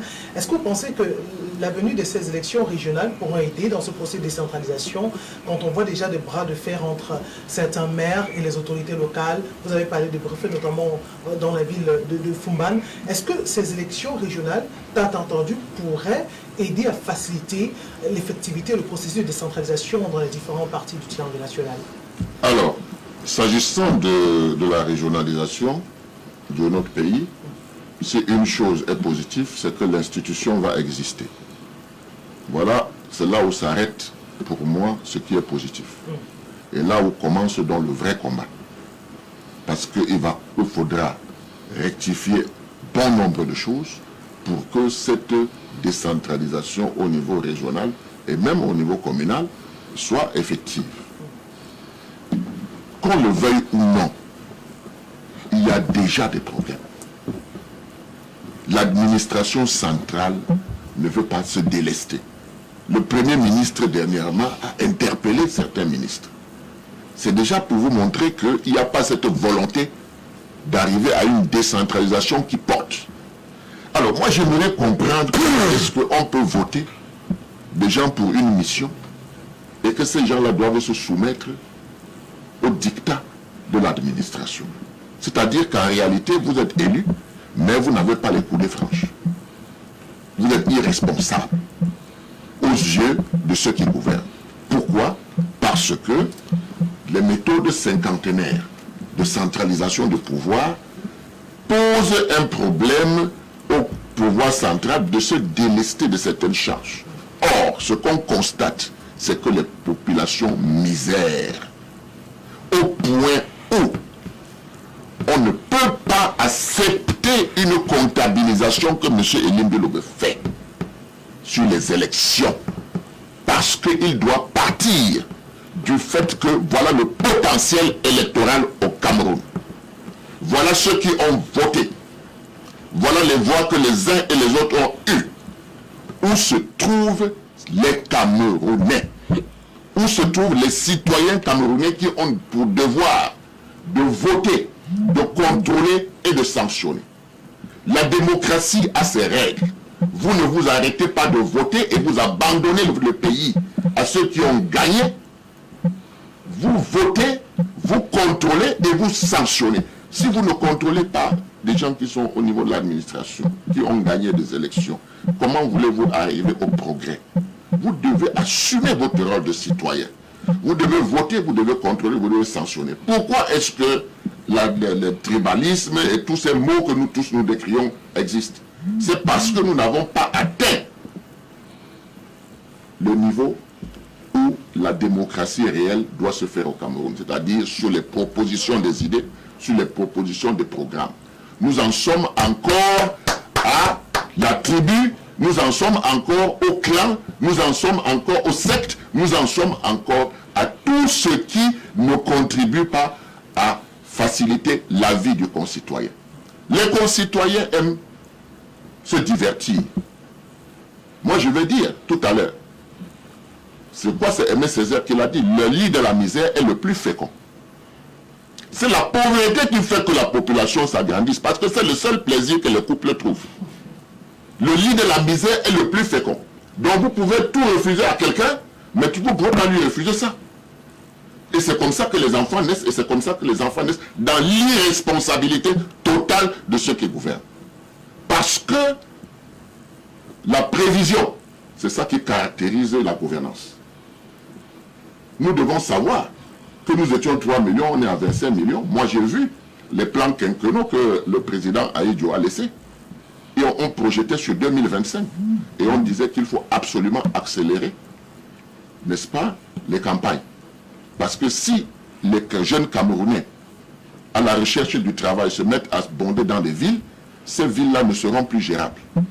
Donc c'était prévu, c'est écrit. Ce n'est pas que on invente, c'est écrit. Il fallait donc mettre des pôles de développement. Et on avait choisi Sodenkam dans le CAM pour faire des villages pionniers où des gens quittaient de partout pour venir s'installer et l'intégration a été bien faite. Ce qu'on appelle le vivre ensemble a été fait dans le littoral ici. Mais où est parti Sodenkam? Parce que moi je ne peux pas faire le bilan sur 40 ans. Je prends comme ça au pif pour dire que voilà un domaine dans lequel le Cameroun s'était inscrit. La révolution verte. Donc, il y avait les comices agro-pastoraux, etc., etc. Il y avait les projets pilotes. Et ça, le projet du CAM était un projet pilote qui devait s'étendre dans toutes les provinces. L'extrême nord serait en train de donner l'oignon au monde entier aujourd'hui. Parce qu'avec ce programme, vous voyez? Donc, moi, c'est ça. Je suis nostalgique, oui. Je suis nostalgique du développement de mon pays parce qu'on avait pris des bases qui étaient solides et ces bases se sont fragilisées au fur et à mesure du temps. Néanmoins, le Cameroun a gagné quelque chose. Les enfants sont allés à l'école. Les Camerounais sont intelligents. Il faut tout simplement qu'ils évacuent la haine qu'il y a entre eux. Il faut que les Camerounais apprennent à travailler ensemble. Et il faut que les Camerounais apprennent à reconnaître qu'on peut se tromper. Ce n'est pas parce que je suis le maire de Douala Premier et qu'on m'a élu que forcément j'ai la science infuse. Le plus petit de mes concitoyens peut avoir l'idée merveilleuse pour faire exploser dans le développement ma commune. Donc si nous sommes courtois, si nous écoutons, si nous essayons de voir qu'est-ce qui peut nous faire avancer, nous allons avancer. Mais si nous restons figés sur des dispositions qui ne nous permettent pas d'évoluer, nous n'allons pas évoluer. Et nous n'allons pas avoir des citoyens qui pourront aller choisir. Parce qu'aujourd'hui, qu'est-ce qui freine les Camerounais? Pourquoi il y a cette jachère citoyenne qui ne permet pas que des gens aillent s'inscrire et voter? C'est là où se trouve le problème. Ce n'est pas ce qu'on a élu. Tout ce qu'on a élu ne remplissent pas les conditions. Parce qu'ils n'ont pas des électeurs. Il n'y a pas d'électeurs au Cameroun. C'est là où il y a le chantier le plus important. C'est de transformer donc ces friches-là en quelque chose de positif qui puisse permettre que les Camerounais se sentent partie prenante dans le développement de leur pays et dans le choix de leurs dirigeants. Maître Achoua. En écoutant le président Sambaka, je me demande sur quelle base, n'est-ce pas, il fait ses analyses alors que lui, il n'a jamais gagné une élection quelque part. Vous parlez de quel peuple? Est-ce que c'est parce que vos leaders sont plus forts que le mien que vous voyez ce que je ne vois pas? S'il vous plaît. Le RDPC a ces gens, leur politique a passé, ils sont là, ils sont allés de faire leur mieux, n'est-ce pas? Parce que vous ne pouvez pas faire ce que vous n'avez pas. Pour le moment, le Cameroun, la majorité des Camerounais sont contents. Ne dis pas que je n'ai jamais gagné une élection. Non seulement j'ai gagné, mais j'ai fait gagner. Ok. Vous avez fait gagner, bon, peut-être. J'ai gagné et j'ai fait gagner. Comme je suis un électeur, j'ai jamais lu quelque part, bon. Non, dans votre imagination. Non, s'il vous plaît. C'est moi qui parle. J'ai été conseiller municipal à Douala 2e. C'est écrit. J'ai 3 conseillers municipaux à Douala 1er. C'est le terme israélien, monsieur. Vous avez une population de 2 millions de personnes et vous êtes content. Mais parce qu'on c'est pas grave, on empêche. C'est comme ça le langage de mauvais perdants. Vous savez, pour gérer un pays, n'est-ce pas, est très compliqué. Et moi, j'estime que lorsque vous voulez donner une leçon, commencez par vous-même. Quel est votre bilan que vous avez, n'est-ce pas, vous estimez que vous n'avez pas de bilan, vous ne pouvez pas parler de quelqu'un d'autre. C'est parce que vous-même, vous n'avez pas de bilan. Si vous avez s'il vous plaît. Non, mais il faut dire ce qu'on dit. Laissez-moi gouverner. Vous allez faire le bon bilan. Vous ne pouvez pas faire mon bilan quand je n'ai pas gouverné. Non, il faut quand même lui mettre à chaud. Pour gouverner, ne pas être... Mettre à chaud, c'est respect. Il ne faut pas dire des choses qui ne tiennent pas. Pour gouverner, ne dis pas que vous avez un poste. À l'heure actuelle, nous sommes devant les téléspectateurs. Nous sommes en train de les gouverner. Vous voulez ou ne voulez pas. C'est une façon de faire passer des messages. On ne dit pas ça. Donc, cela veut dire, quand vous dites que Biya n'a pas de bilan, je doute fort si vous avez... Il a un bilan. Ah, voilà, il y a un bilan. Je suis mal à l'aise de parler d'un bilan de 40 ans. En fait, vous avez connu qu'il a un bilan. Il est difficile pour lui de réagir parce qu'un bilan de 40 ans, c'est quand même énorme, puisqu'ailleurs on parle de... Il a fait dans ça ou non? C'est simplement qu'il a fait beaucoup de choses que je ne peux pas répéter. Toutes les bonnes choses, vous ne pouvez pas répéter. Et il faut partager notre avis. Parce que c'est tellement nombreux que bon, c'est difficile de mettre dans un livre. Mais, comme vous dites, je suis d'accord avec vous qu'il y a trop de la haine qui est sémée à cause de la politique. Je me rappelle dans les années, en 2011-2012, lorsqu'on parlait à la télévision, c'était comme si c'était la guerre entre les Camerounais. Or, ce n'est qu'un échange des idées. C'est la même chose avec la politique. Ce n'est qu'un échange. Il faut que les gens prennent ça, n'est-ce pas, comme ennemis, comme ils deviennent les ennemis. Mais il faut que ça change dans notre tête. Si vous ne voulez pas être content de ce que je dis, mais dites votre part, en respectant ce que je viens de dire. C'est ça la démocratie. Et la meilleure des choses que Paul Biya nous a donné, c'est la paix. Nous devons vivre en paix. Il est un mendiant de la paix. Et si vous voulez quelqu'un devient mendiant de la paix, ça veut dire qu'il est sérieux avec ça. Et c'est à cause de ça que c'est à cause de la paix qu'un pays peut se développer. Nous venons, n'est-ce pas, en arrière, regardons face à face, acceptons, n'est-ce pas, chacun avec son défaut, et vivons ensemble. C'est tout ce que Biya veut. Tout le président Biya veut pour le Cameroun. Alors, Elie Lobé, sur la question, puisque nous refermons, on va prendre le dernier sujet de cette émission, sur la question bien sûr du bilan présent, vous avez dit que vous ne faites pas de bilan, sur la question de la décentralisation, l'union des populations, la situation sécuritaire dans la région du Nozo. Quel est votre mot de fin sur la question, sur le sujet? La question, c'est que nous devons être, nous ne pouvons pas faire de démocratie avec les fanfarons, avec les gens qui sont en hibernation et qui attendent un plateau de télé pour sortir de leur sommeil, etc. Vous ne pouvez pas faire la démocratie sans des démocrates.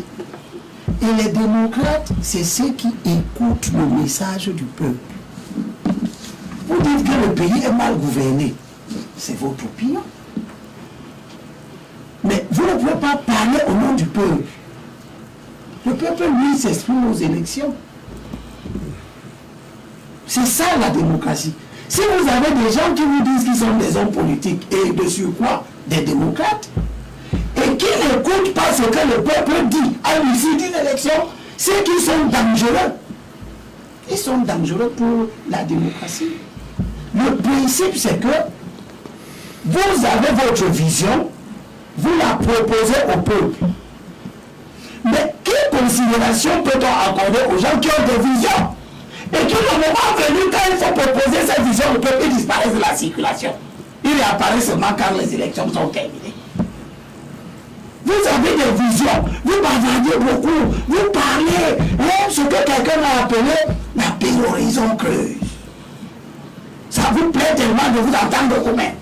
Vous ne cherchez même pas à savoir si le peuple là vous écoute. Vous allez au fond aller aux élections pour dire aux gens comment il faut gouverner. Vous disparaissez de la circulation. Certains vont aux élections. Ils proposent au peuple. Il ne s'agit pas de proposer au candidat. On ne propose pas un autre candidat. On propose au peuple. Vous avez entendu les gens qui ont proposé au peuple le fédéralisme communautaire. Vous avez entendu les gens qui ont proposé au peuple le retour au fédéralisme à 2 États.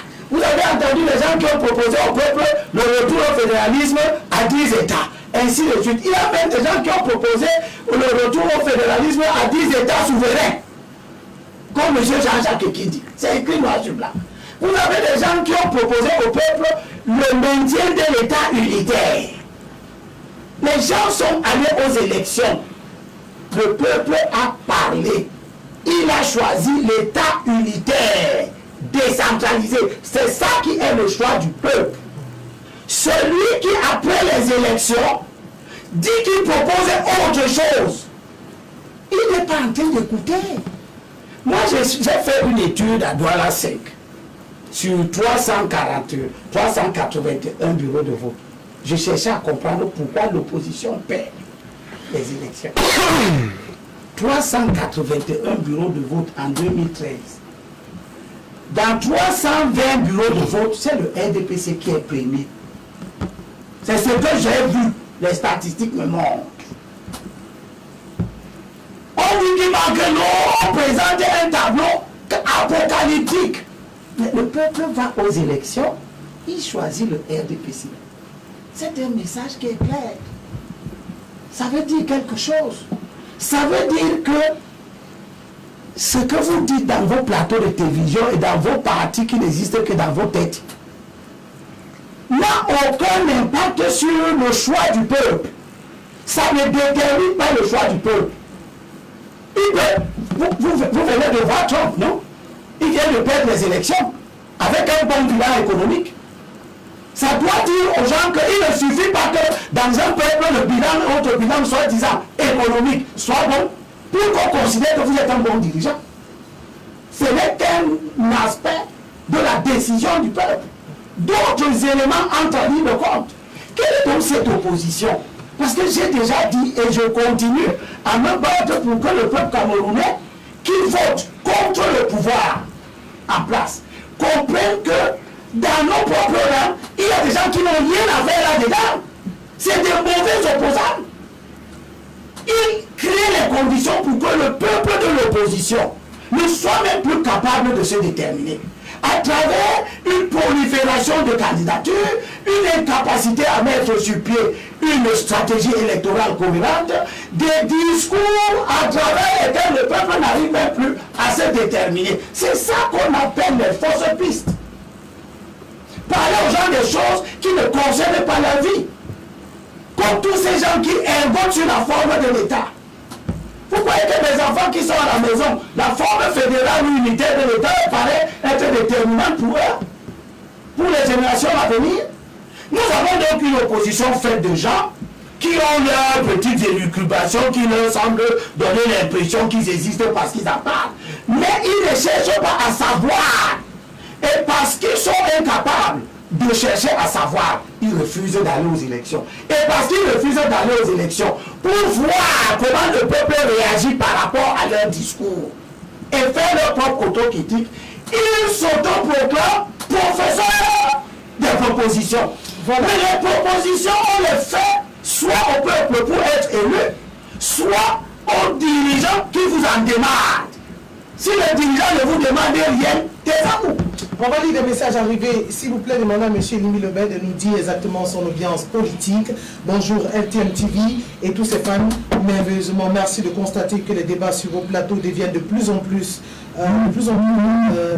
intéressants et alléchants ces derniers jours. En l'absence du MRC et allié un écart à leur discours, nous avons compris que ne constituent point des associations politiques à vocation constructive, mais plutôt des organisations de rébellion, de terrorisme qui sèment des graines de la haine et de la division. C'est Saïd qui nous envoie le message. Bonjour le plateau, M. Limi Lebel doit cesser la fixation. Comment peut-on lui poser la question sur nos yeux? Il penche toujours vers les partis politiques. Nous ne votons pas parce que l'opposition n'a pas l'idée unique. Le seul opposant, M. Maurice Kamto, qui défend l'intérêt du peuple, est seul. L'opposition doit être unie. Que ces gens laissent M. Biya tranquille. Ils passent tout leur temps à se faire voir négativement à la télé pour parler négativement de Biya et du RDPC. Le même message est revenu deux fois. Bonjour à vous sur le plateau, très bonne émission. J'apprécie les propositions, les analyses de Sam Bakar et du Pondol. Merci. Bonjour le plateau. Ne pensez pas que la liberté d'expression dans ce pays est une occasion de dire n'importe quoi au gouvernement camerounais. Vous en faites déjà un peu trop. Arrêtez. Le message n'a pas été signé. Bonjour, tout ce qui tue le Cameroun, l'opposition n'est pas solidaire pour faire asseoir l'idée unique des civils et changer ce gouvernement qui nous fait du mal. Monsieur Sambaka, c'est à cause de ce genre de programme politique qui fait fuir les Camerounais. On se reconnaît sur aucun opposant. Nous sommes habitués à la même chanson négative sur l'IA, mais sur aucun plateau, vous ne présentez une alternative. Bonjour LTM, le pays va mal. Monsieur Nimi Lobin ne raconte rien du tout. Les 38 ans de Paul Biya sont négatifs. Maman, tu me manques, je ne sais pas à qui ça s'adresse. Salut à vous, belle émission, belle analyse du monsieur en costume bleu. Il s'appelle Jean-Marc Kumbos. Il nous a réellement situé d'où vient le problème anglophone. Le Cameroun est un État, mais les propres dirigeants, les propres personnes qui dirigent sont camerounais quand ils le veulent. La différence, comme s'ils étaient étranges, ils cultivent l'amour. Celui qui cultive l'amour récolte la paix. Message non signé, on va lire des lignes, il y a tellement de messages, tellement de personnes ont réagi. Bonjour, c'est Dakolé de Foyer Bafon. Dites au président de laisser le pouvoir à la nouvelle génération. Il n'y a plus d'autre solution, on en a marre. Personne n'a voté pour Paul Biya et il le sait. Voilà pourquoi il s'est éloigné, que M. Nimbi dise la vérité et qu'il arrête de faire l'apologie du RDPC. Le Cameroun n'est plus gouverné, il est pillé, volé, le bateau coule parce qu'il n'y a plus de capitaine, tout le monde le sait. Que monsieur Ngoss respecte les autres panélistes et ceux qui vous regardent, son parti n'existe que dans son village et nulle part ailleurs. Bonjour, le populisme de certains politiciens n'ajoute rien au Cameroun. La critique n'est pas un programme politique. Monsieur Ngoss, il serait sage d'écouter Nimi Lobin au lieu de jouer. Peux-tu démontrer pourquoi l'opposition perd toujours? Ta démocratie n'est que foutaise si ce n'est que la critique. Et s'il vous plaît, l'obligation d'avoir des propos un tout petit peu respectueux. On vous donne le droit d'avoir vos avis sur certains sujets, mais quand vous envoyez des messages, du coup, nous sommes en train de les lire et des propos convenables. On va prendre le dernier sujet pour faire un dernier tour de table, puisqu'on s'achemine vers la fin de l'émission, le temps nous prend à la gorge. Et je commence par vous, monsieur Jean-Marc Goss. On parle justement des élections aux États-Unis, vraiment une élection historique. Jamais on a vu quand même ces 20 dernières décennies, voir des résultats sur 3-4 journées. Finalement, la nouvelle est tombée hier, ce résultat, Joe Biden, élu 46e président des États-Unis. Aucune réaction de Donald Trump. Les États-Unis qui vit en tournant à nul autre pareil. On parle de démocratie, mais là, Donald Trump nous donne l'exemple de tout, mais sauf de la démocratie. La démocratie, merci madame de me retendre la perche et de m'attarder sur ce qu'est effectivement la démocratie. Beaucoup estiment que voilà, qu'il me soit permis d'ouvrir la parenthèse, qu'on ne sait pas souvent jeter dans les joutes électorales, mais je me souviens par populisme qu'on disait que voilà, vous étiez là. Il me souvient qu'avant l'élection de 2018, j'ai appelé la classe politique tout entière à se mettre ensemble pour sortir un candidat unique. Et je leur ai dit, c'est le colonel Jardin de l'hôtel Sawa. Oui, je crois que mon copanéliste de droite était à cette émission ce jour-là, M. Albert Zongan était. J'ai dit, voilà ce qui va arriver au sortir de cette élection si vous y allez. L'avenir m'a donné raison. Gérer c'est prévoir c'est aussi anticiper. Je crois qu'en 14 ans sur la scène politique, on peut me taxer de tout le monde pour relever qu'une incohérence. Je dis mais une seule incohérence de l'homme Jean-Marc Ngoss parce que j'ai une vision. Et quand on a une vision, on sait où on va. Vous savez, le chien, quelque part, ne suit qu'une seule direction. Quand je l'ai dit, je ne veux pas tomber dans les élucubrations, je ne veux pas aller dans la gadoue pour répondre à certaines chimères. Vous m'interrogez sur la démocratie. Il a dit, alors dirigé par des archontes, on lui raconte par des archontes qui sont des juges, et l'archonte, selon donc, va se déplacer en Égypte, et lors de ce séjour en Égypte, il observe le modèle d'administration de Pharaon. Et je précise que l'Égypte était dirigée d'administrer la cité parce qu'elle avait un volet politique, un volet religieux, un volet économique et autres. Alors, une fois retourné en Grèce, cela va donc créer ce qu'on appelle la démos kratos. Démos qui signifie le peuple, Kratos qui signifie le pouvoir. Selon la naissance de la démocratie, il va rédiger des lois. Il s'arrête à la rédaction des lois. Une dizaine d'années plus tard, en 658, 668, alors, mais en plus des lois que cela avait écrites, qu'est-ce que Christelle fait? Il crée des institutions. Selon la naissance des institutions en politique et dans la cité. Parce qu'à l'époque, un accord pouvait se lever le matin et dire donnez-moi votre femme, donnez-moi votre maison, vous n'habitez plus ici. Il était tout souverain.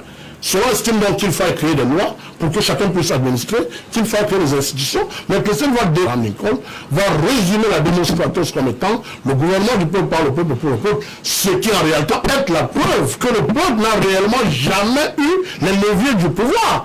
C'est pour ça donc que la démocratie qui est vieille, je ne fais pas la politique politicienne juste pour qu'on la fasse. Vous savez, un homme d'État pense à la société après lui. C'est pour ça qu'à la démocratie, nous avons opposé comme alternative la camarocratie qui repose sur 7 piliers. Ce premier courant politique africain appelé le carantisme, c'est aussi ça. Alors, je veux terminer en disant, quand on observe ce qui se passe aux États-Unis, ça nous conforte dans le fait que voilà, nous ne devons pas être seulement une société de consommation et attendre un leader qui vient nous dire demain qu'on n'est pas assez ancré dans l'histoire, encore qu'il n'a pas tort. Parce qu'aujourd'hui, est-ce que vous avez vu un livre sur la Mahat, les incohérences de Barr? Il faut donc écrire pour laisser à la postérité une société digne. Parce qu'on est les héritiers de ceux qui sont morts, les associés de ceux qui vivent et de la providence de ceux qui naîtront. Je rappelle pour chuter que les pères fondateurs, s'ils revenaient aujourd'hui, je n'imagine pas où il y avait, au sein d'Afrique, on est en train de taxer notre dossier.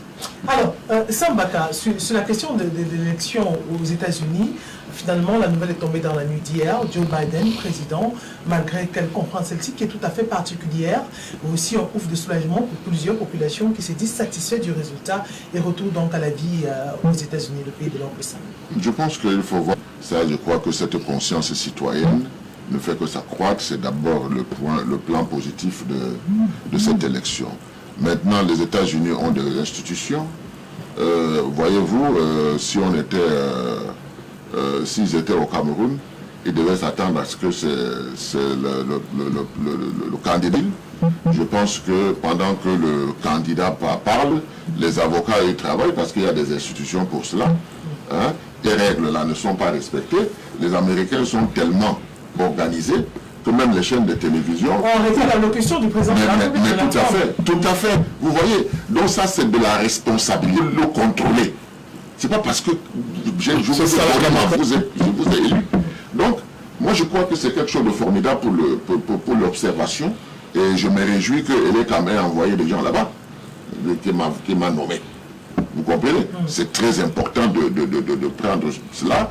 Et je dois dire, c'est évolutif. Hein? C'est pour cette raison que vous voyez ici, corps et âme, les Camerounais demandent qu'il y ait une refonte électorale, une refonte du processus électoral. C'est pas pour rien parce que c'est essentiellement dynamique. Et avec ce qui vient de se passer, donc on dira peut-être, Maître Ajour dira c'est pas l'exclusivité des États-Unis, mais il faut comprendre que chacun défend, n'est-ce pas?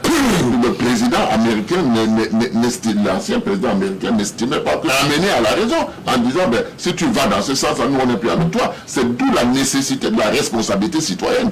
Il faut absolument que les gens soient responsables. C'est pas parce que le chef a dit qu'il a gagné que le lieutenant doit dire qu'il a gagné. S'il n'a pas gagné, c'est le lieutenant doit pouvoir lui dire bémol, on va aller en justice, de faire des comptes.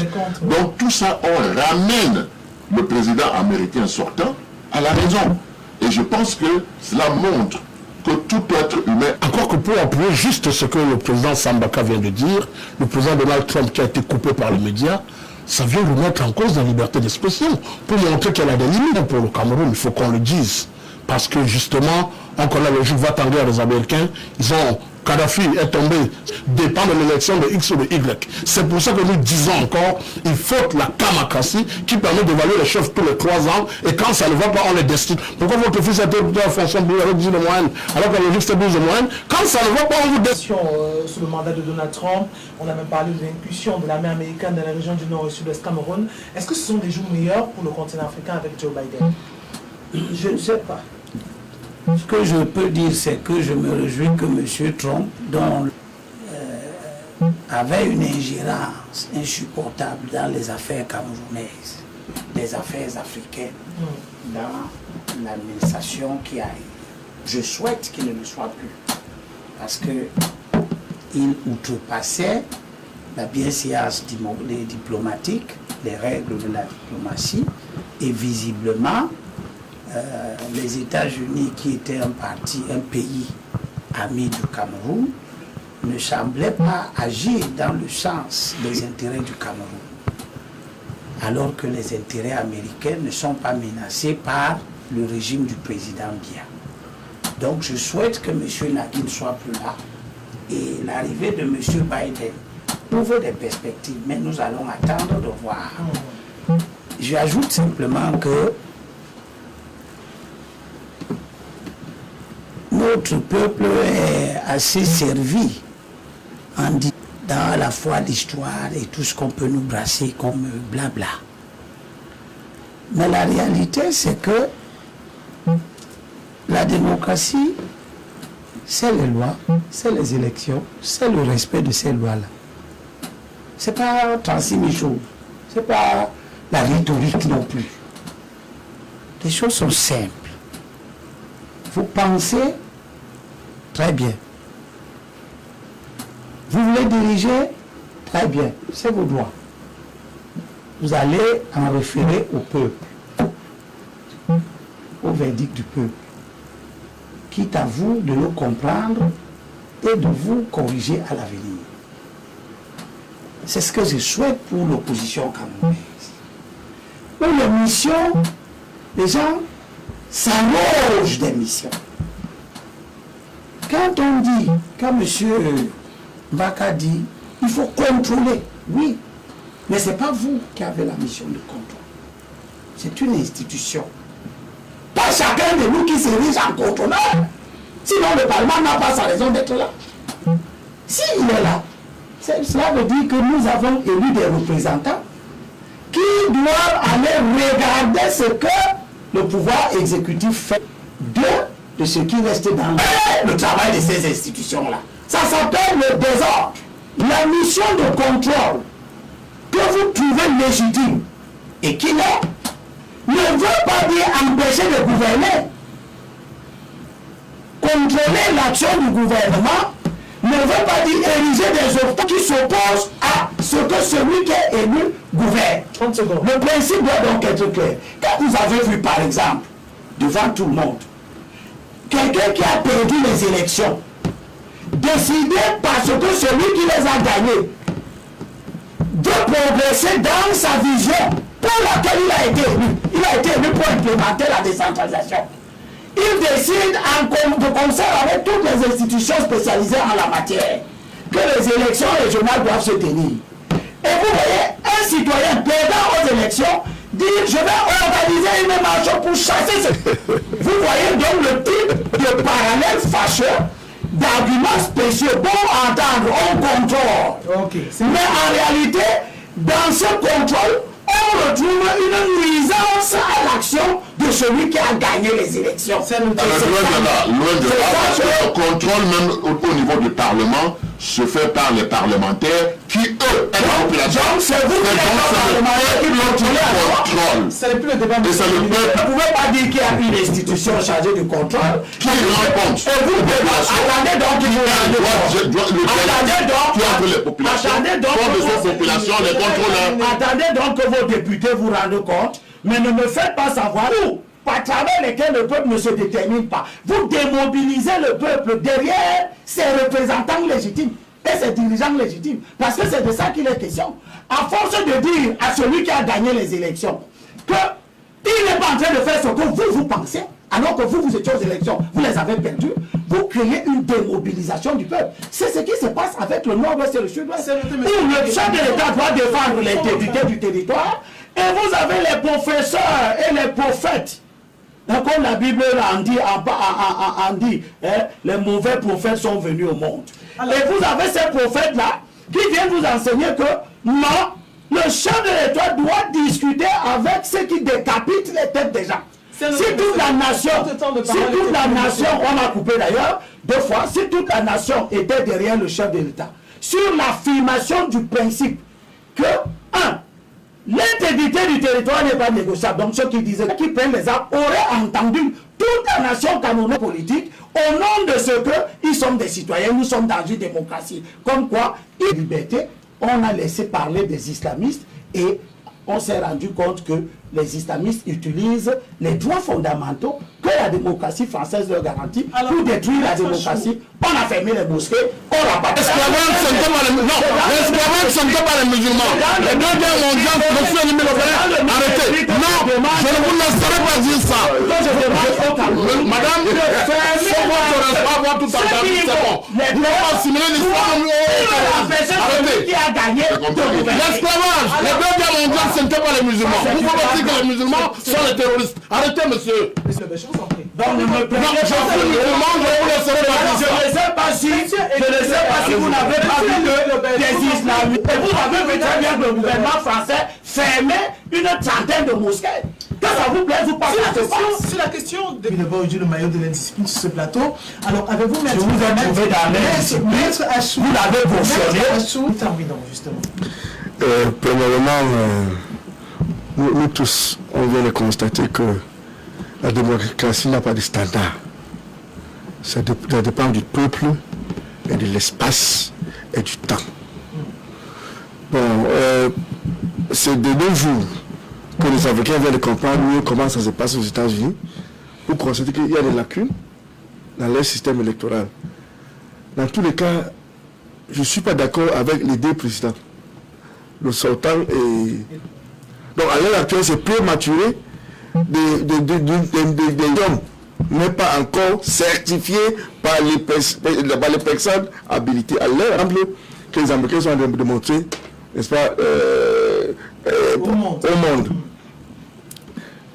Ici, ce que les gens ne comprennent pas, c'est le fait que les démocrates soutiennent les Bill Gates et les George Soros, et c'est les gens, n'est-ce pas, qui sont là pour changer l'ordre du monde. Ils sont 160. Les gens sont stériles et ne peuvent pas avoir des enfants et réduire notre population. Parce qu'il n'allait pas mentir, sans notre sous-sol, ils ne peuvent pas vivre. Et quand vous regardez ça, ils sont soutenus par les démocrates. D'où j'ai peur. Si les démocrates gagnent, j'ai peur de ce qui va nous arriver. Trump est un monsieur qui vous dit je suis raciste, n'est-ce pas? Et je vous dis. Mais il faut noter que 2 tiers des blancs sont des racistes. Mais il ne vous dit pas. Ne dites pas ça. Non, je dis la vérité. C'est propos qu'on entend beaucoup. Si à cause de il y a plusieurs moments. C'est à cause de je vous pourquoi. Si vous êtes contre le tribalisme, c'est aussi contre le racisme. C'est pas ça ce c'est pour le c'est grâce à ça qu'il y a une tendance, n'est-ce pas, de pencher, n'est-ce pas, vers les démocrates. Quand vous dites le racisme est mauvais, mais voici la preuve, le racisme va l'enlever, Trump va l'enlever, n'est-ce pas? On certifie les élections. Des choses pour changer parce qu'il y a des procédures engagées par Trump déjà. On ne sait jamais comment ça va se passer. Son avocat a annoncé au premier jour de cette matinée que le camp Trump allait engager des procédures contre le comptage de voix de cette élection présidentielle. Mesdames et messieurs, merci de nous avoir suivis. Merci au président Sambaka, merci d'avoir été là. C'est un grand plaisir d'avoir été avec vous. Merci Maître Emmanuel Achou. Merci Julius Achou, excusez-moi. Est-ce qu'on attendait Emmanuel encore comme merci d'avoir autorisé M. Ngossi, M. Mbaka de m'empêcher de parler pour dire des choses qui ne servent absolument à rien.